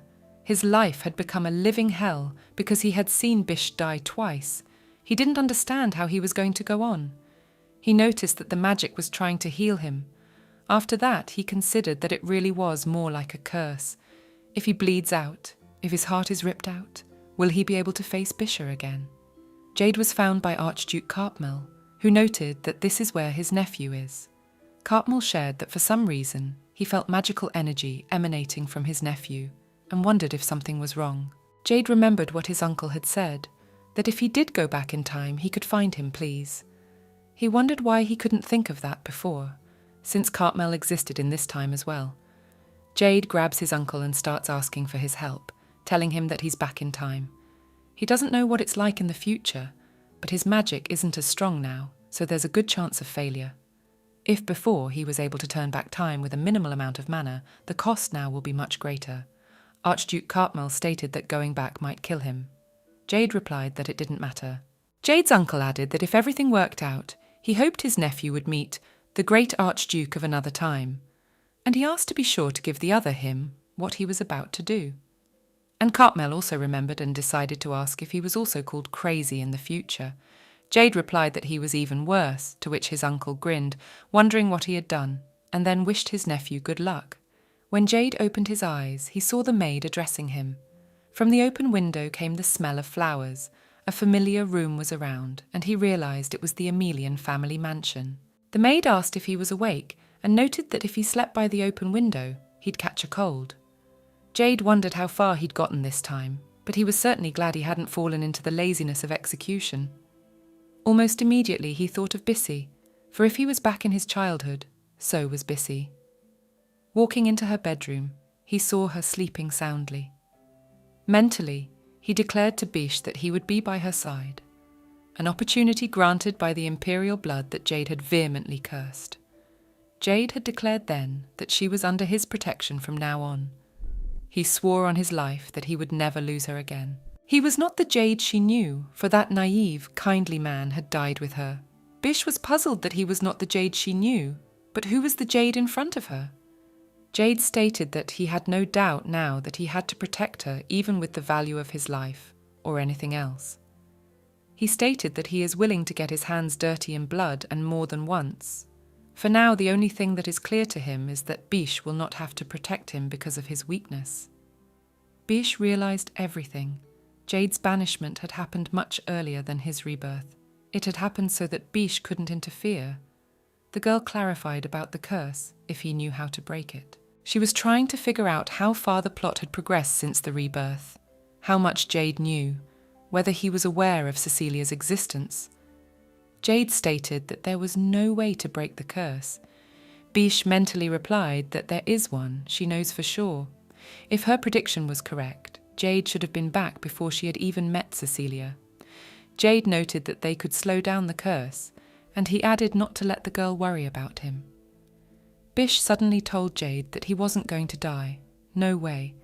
She is no longer the same girl who for 4 years was good for nothing and always gave up, for she was able to find Saint Cecilia, and now Jade will survive. Jade told Bisha he had to go. She mentally noted that yes, it was dangerous to leave the palace in this situation. Jade said he would pick her up when the situation settled down. Bish didn't quite understand why he was going to take her. Did he really want her to come to the ceremony? But aloud she simply replied that she would wait. Jade stepped away from the girl a little, turned and looked at her. She smiled and waved at him, but he ran toward her and wrapped his arms around her. She wanted to ask him why he was doing this, but she didn't make a sound because she suddenly felt the wetness of tears on her shoulder. She'd missed Jade terribly all that time, and he must have been through a lot too. For the first time in a long time, she began to care for him as he cared for her. Jade returned to his palace. Benjamin met him and asked if he had returned from a night out, to which Jade replied that he knew as well as he did that he was in no condition to go out. Benjamin replied that he understood the man's reluctance to say where he'd gone. Jade noted that the garden of their mansion was perfect for a walk, to which Benjamin said that the man had apparently decided to mess with him, whereupon he approached Jade and asked him how he was feeling after being with the one he'd missed, and where his cape was anyway. There was no hiding anything from Benjamin. Jade cheerfully asked back, as he thought to himself. Benjamin hugged himself and said he was wet with tears. Such a sensitive, long-awaited reunion. Jade noted that Benjamin had pretty good reasoning skills. The next moment, Benjamin wondered if Jade had beaten up Bish. He thought she was pretty reckless. Jade seriously asked, "How can you say that about a girl?" Benjamin realized his mistake and decided to also ask Jade what he was going to do with the Crown Prince. Jade stated that he would let him live. Benjamin suggested that Jade's sympathy would force the Crown Prince to live a miserable existence. Jade replied that he might be useful in the future, so they would keep him for a while. Benjamin responded by asking why he had then killed the Duke. The Duke of Persia and his army expressed their position that they wanted a Crown Prince on the throne, but before they could do anything about it, they fell by Jade's sword. The Crown Prince, who had been forgotten, suddenly rose in the eyes of the people, as rumours spread throughout the empire that the new emperor was a tyrant. Instead of getting the elders on his side, it's better to spread rumours of Jade's cruelty, because that way his power and authority will be strong enough. He's doing it that way because he's already been through something like this once. Jade squeezed the paper and said that even if the Duke paid twice, it wouldn't be enough. In fact, Jade didn't like the idea of keeping the Crown Prince alive either. Mrs. Bish was notified that she had received a letter from the temple. Bish wondered if it was from Mr. Michel or maybe from Dauphin, but the sender of the letter turned out to be Cecilia. In this letter, the Holy Maiden wrote, "Messrs. Bichet, please help." Bisha stated aloud that she needed to get to the temple anyway, before the coronation ceremony began. As Bisha stepped out of the carriage, Cecilia ran up to her in a flash. Bisha asked her why she was so dishevelled, and she had heard that the ceremony had been postponed. Due to the demise of the previous emperor and the coronation of the new emperor, the goddess's welcoming ceremony was postponed or even temporarily cancelled, which is only natural. Still, the coronation of the new emperor should be a more significant event. It looks like the beginning of a conflict between religion and the new monarchy.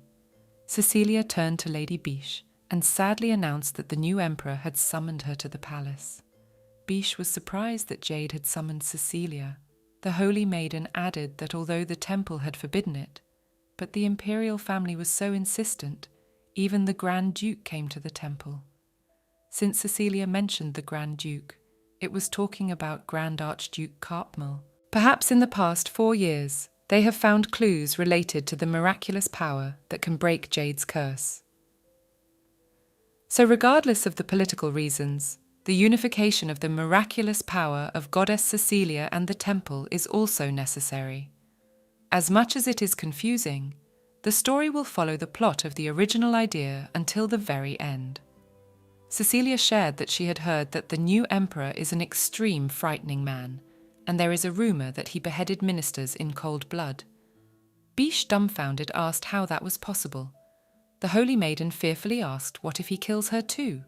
Biche didn't understand where she got such nonsense in her head and replied to calm down. Biche added that people tend to exaggerate, so it wasn't that bad, and she didn't see how Jade could be so cruel. She remembered that in the original novel he had been a tyrant, but this time she had trained him well. Cecilia sadly noted that she had suddenly become a goddess and now had to face the dreaded emperor. The girl genuinely didn't understand when her life had gone downhill. Biche mentally replied to her complaint that everything from the day she met her at the bookstore, or maybe the moment she became a fan of an adult novel. However, the answer most likely lies in the fact that she is the protagonist. Biche turned to Cecilia. "I told her not to worry so much, poor really. She knows a little about their new His Majesty the Emperor." Cecilia was astonished. Biche stated that they are actually friends since childhood. These words shocked Cecilia. Is Mrs. Biche really friends with this creepy man? Mentally, Biche replied that there is nothing creepy about him. He is the sweetest man on the planet. But out loud, she told the Holy Maiden not to worry.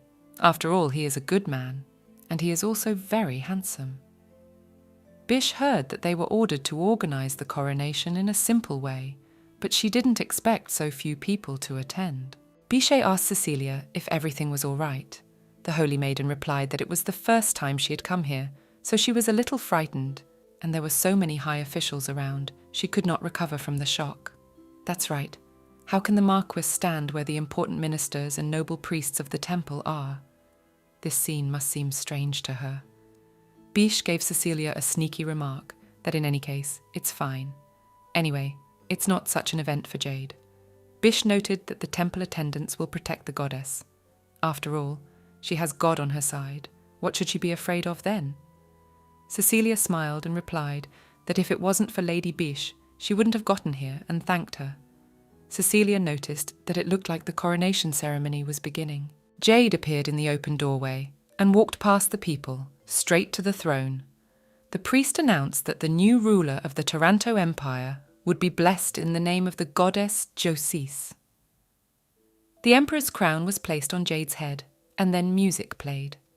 Cecilia asked Lady Biche if all coronation ceremonies were so sparsely attended, to which she replied that she did not know, as it was the first time she had attended one. Usually the music creates a solemn atmosphere, like at a festival. Biche couldn't understand what the expression on Jade's face was carrying. However, indeed, whether the emperor who usurped the trog was laughing or not, because that would make him even scarier. She recalled how, last night, his face transfixed with emotion, leave it to the emperor whether he would behave as before. Dupree summoned the goddess Cecilia and notified her that she was to greet His Majesty. Dupree noted that Biche was also expected. Biche thought that the new emperor wanted to meet with the saint, So since Bish was a frequent visitor, they considered her a priestess. Bish clarified why she had to go. Dupree awkwardly replied that the saint said she should go with her. At the same moment, Cecilia stood with a cute, begging face.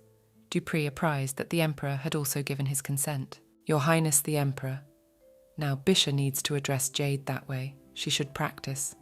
Someone announced that the saint and the temple priestess had arrived.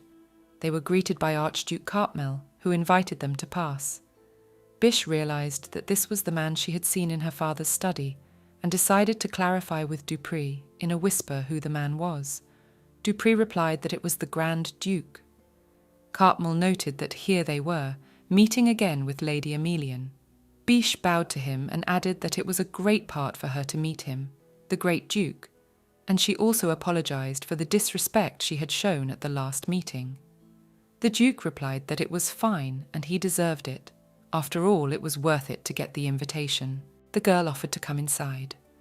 Dupree mentally asked her how she could disrespect the Great Duke, and Cecilia thought of no one Lady Bish didn't know. Bishy was only here because she had been asked. It was so strange for her to sit and talk to them. Suddenly someone's hands were placed on her shoulders. It turned out to be Emperor Jade, who told her to take a seat. Out of habit she brought up his name, but then she mumbled and addressed him as His Highness. Dupree was horrified. He asks that if that's how she wants to address him by his name, let her wait until they are alone. Jade kept urging the girl to sit down, to which she replied that she would sit down now and he would let it go. Even Duke Cartmel was shocked and numb. The Grand Duke shared that he was glad that the saint had appeared in the temple and the new emperor had ascended to the throne at the same time, for was it not a miracle, truly a manifestation of God's will? Michelle replied that there is no place more busy than the palace. Sometimes the will of the gods is inscrutable. Bish mentally urged Cartmel and Michelle to stop talking nonsense and get down to business. What is the point of talking around and around? Let them not talk off topic. If they concentrate, Bish can catch the essence. The Grand Duke thinks that the temple and the imperial family get along well, while the priest, Michelle, is not so optimistic and is interested in what the imperial family needs. That said, they don't give each other a hard time. Bichet also pointed out that if you think of it that way, today is the first time the main characters Jade and Cecilia met.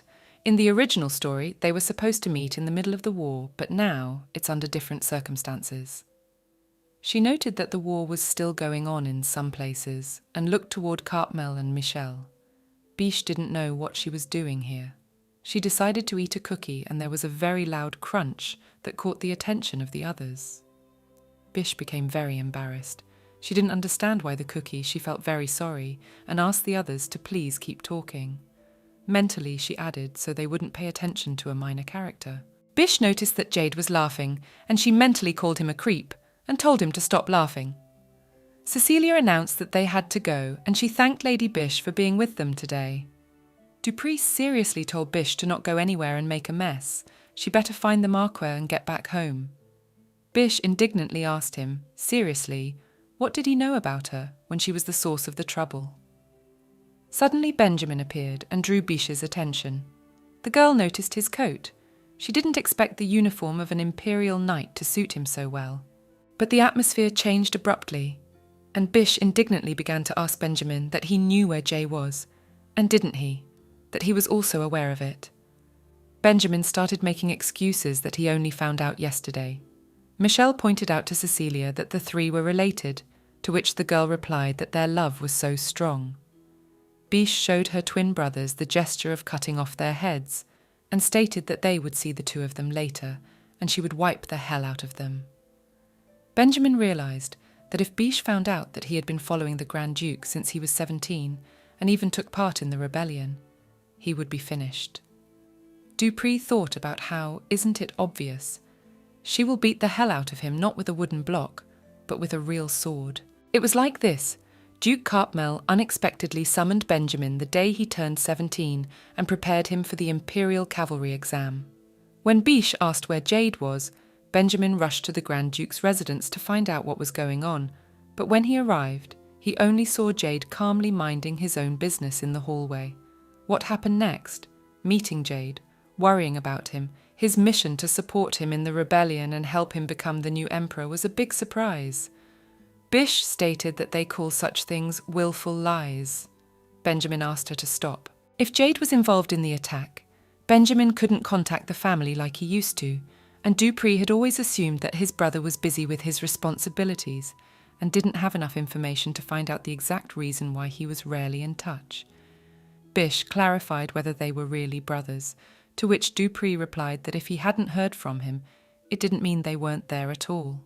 She asked how things were going in the Empire, whether the night squad was getting enough, whether the work was hard, and it appeared that Jade was now Benjamin's boss.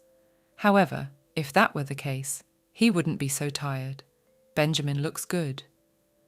Bish didn't understand why the atmosphere suddenly changed drastically. I think Benjamin's face twisted a little, or maybe it was just her imagination that they were having a bad relationship.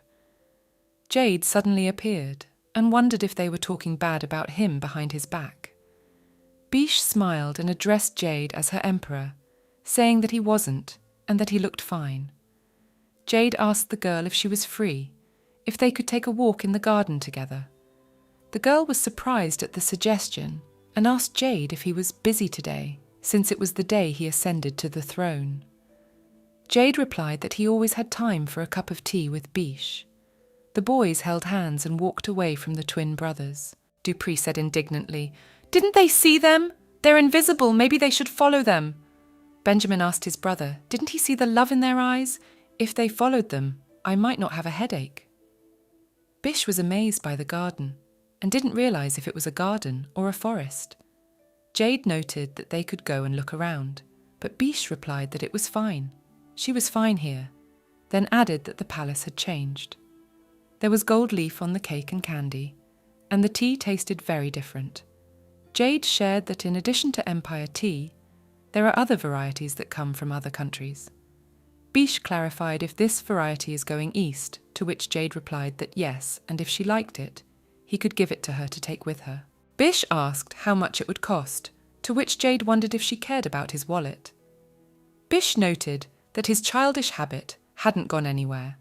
She was the only one who dared to command the emperor. Bish turned to Jade and decided to ask him what he thought of Cecilia. Bish clutched the hem of her dress, thinking that they might have fallen for each other at first sight. Jade clarified who Bish was talking about, however, and Bish reminded him of the girl they'd just recently been in the same room with. Jade apparently didn't know who she was. Bish remarked that Cecilia was beautiful, like a goddess, and he had no idea how kind she was. Bish went on to say about Cecilia that she also likes to read, and Bish even wondered if there were any books in the palace that would appeal to her, for she seems to like to eat both sweet and savoury things at the same time. Cecilia sees a cake on the horizon and rushes to eat it, especially the cheesecake. Jade asked Bish if she liked sweet and salty things too. She replied that their tastes are similar, and they are very similar in general. Bish added that since Cecilia sleeps all the time, she always arrives late at the palace and may not show up for the early morning prayers, but otherwise she walks around with a sullen face. Jade clarified whether Bish has such habits. Jade asked if he was asking about sleep, if he was asking about sleep at all, if she was tortured by early rising, and if he was considering changing the palace's rising time. Jade asked if it was necessary, to which Bish replied brightly that it was a good idea. Suddenly Jade asked if that meant she'd be moving into the palace, then added that she'd have her favourite gilded desserts, he'd collect her favourite books, and she wouldn't have to worry about the rising time. She could sleep until noon. Jade asked the girl how she felt about living in the palace. Cecilia clarified if she would move into the palace. Michelle told her that it was not necessary to stay there for a long time. The emperor only needed moral support, so she would stay there for a while. The priests would also live in the palace, so she had nothing to worry about. After that, Michelle decided to ask Cecilia about her impressions of the new emperor. Cecily stated that she didn't like him. Bish didn't understand what he was saying. How could she leave home and move to the palace? Even though Jade is the emperor, but can he call someone to move into the palace as his home, even though the palace is his home now? Here, Bish wondered if he might be lonely. He is alone in a huge palace. Does Jade miss his friends? She didn't even think of that since he has Benjamin with him. Dupree at this point clutched his chest, screaming his heart out, to which Benjamin told him to calm down. Dupree stated that surely Bish must be up to something again. Jade turned to Bish and stated that he knew what she was thinking, but it wasn't like that. She didn't understand what was wrong, if he was reading her mind, but afterward she stated that living in the palace was too much, but she would visit him often. Jade exhaled, and Bish decided to find out when Cecilia would move into the palace. Jade noted that he didn't know. However, the temple was ready, so it would be soon. Bish told him to be sure to be friendly and welcoming to her, and not to get mad at her. Jade clarified with Bish if she wanted more cookies. The girl was indignant, for she had asked him to listen to her carefully. He had not changed at all since he was 10. She mentally declared that he and Cecilia should fall in love soon, break his curse, and start living happily ever after. Jade noted that Bish had something on her cheek and wiped it off with his own finger, then remarked that she was still the same. Bish noted that his hands were no longer the gentle hands of a 10-year-old boy, but rather the scarred hands of a man, and his smile was more enchanting, but not at all like it had been as a child. She declared that he had grown up and blushed. Her little friend had become all grown up. How many days after the coronation, Cecilia moved into the palace. It seems that Duke Kartmioy immediately asked her to demonstrate her divine power. Perhaps this test was needed to see if Jade's curse could be broken.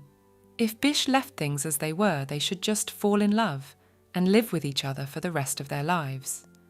However, Bish received a letter asking Cecilia to help her. Bish experienced déjà vu, as if she had seen this before. She had been confused by her tired appearance the last time they had met. Bish wondered if she should go and comfort Cecilia. Then she called Sophia and asked her to please prepare everything to go out. Cecilia declared that this place was hell on earth. Bish did not understand why she was suddenly so sad. Bish turned to Lady Cecilia, noting that she was looking a little drab, wondering if life in the palace was tiring. Cecilia began to sob, saying that she did not like it here at all. Every day the Duke uses her divine power for strange experiments, and the Emperor behaves coldly and is always silent. Bish has no idea how scared Cecilia is. Bish was shocked. Is Cecilia afraid of gentle Jade? And she told Cecilia that the Emperor is far from being an emotionless person. She did not understand what Lady Bish was saying, for Jade was so indifferent that his coldness pierced her soul with needles. Bish was amazed how one could compare a man to needles. Cecilia said she couldn't take it anymore. It was scary and boring and hard to breathe, and she had had enough. Bish realized she couldn't do that. Not only were they not in love, they weren't even close. Where was she going? Bish told her to calm down first and suggested they go for a walk. Cecilia shared that the Duke insists she use her divine powers because he's worried she'll forget what she's learned, and as luck would have it, no one else can use them.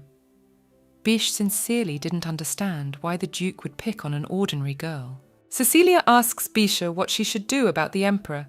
She swears that if it weren't for divine powers, he would always be looking at her with his eyebrows furrowed.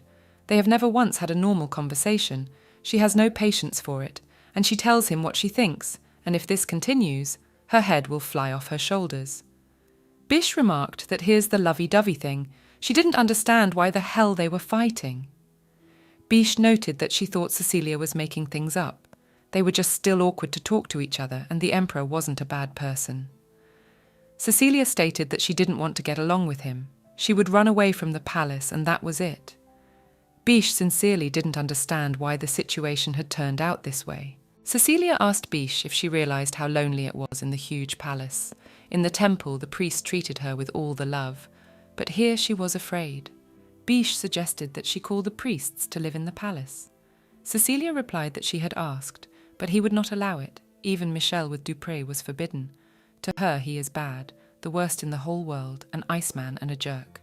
Bish was shocked that Cecilia was calling Jade names. The reason priests are banned from the palace is because the imperial family doesn't want anyone to know about Jade's curse.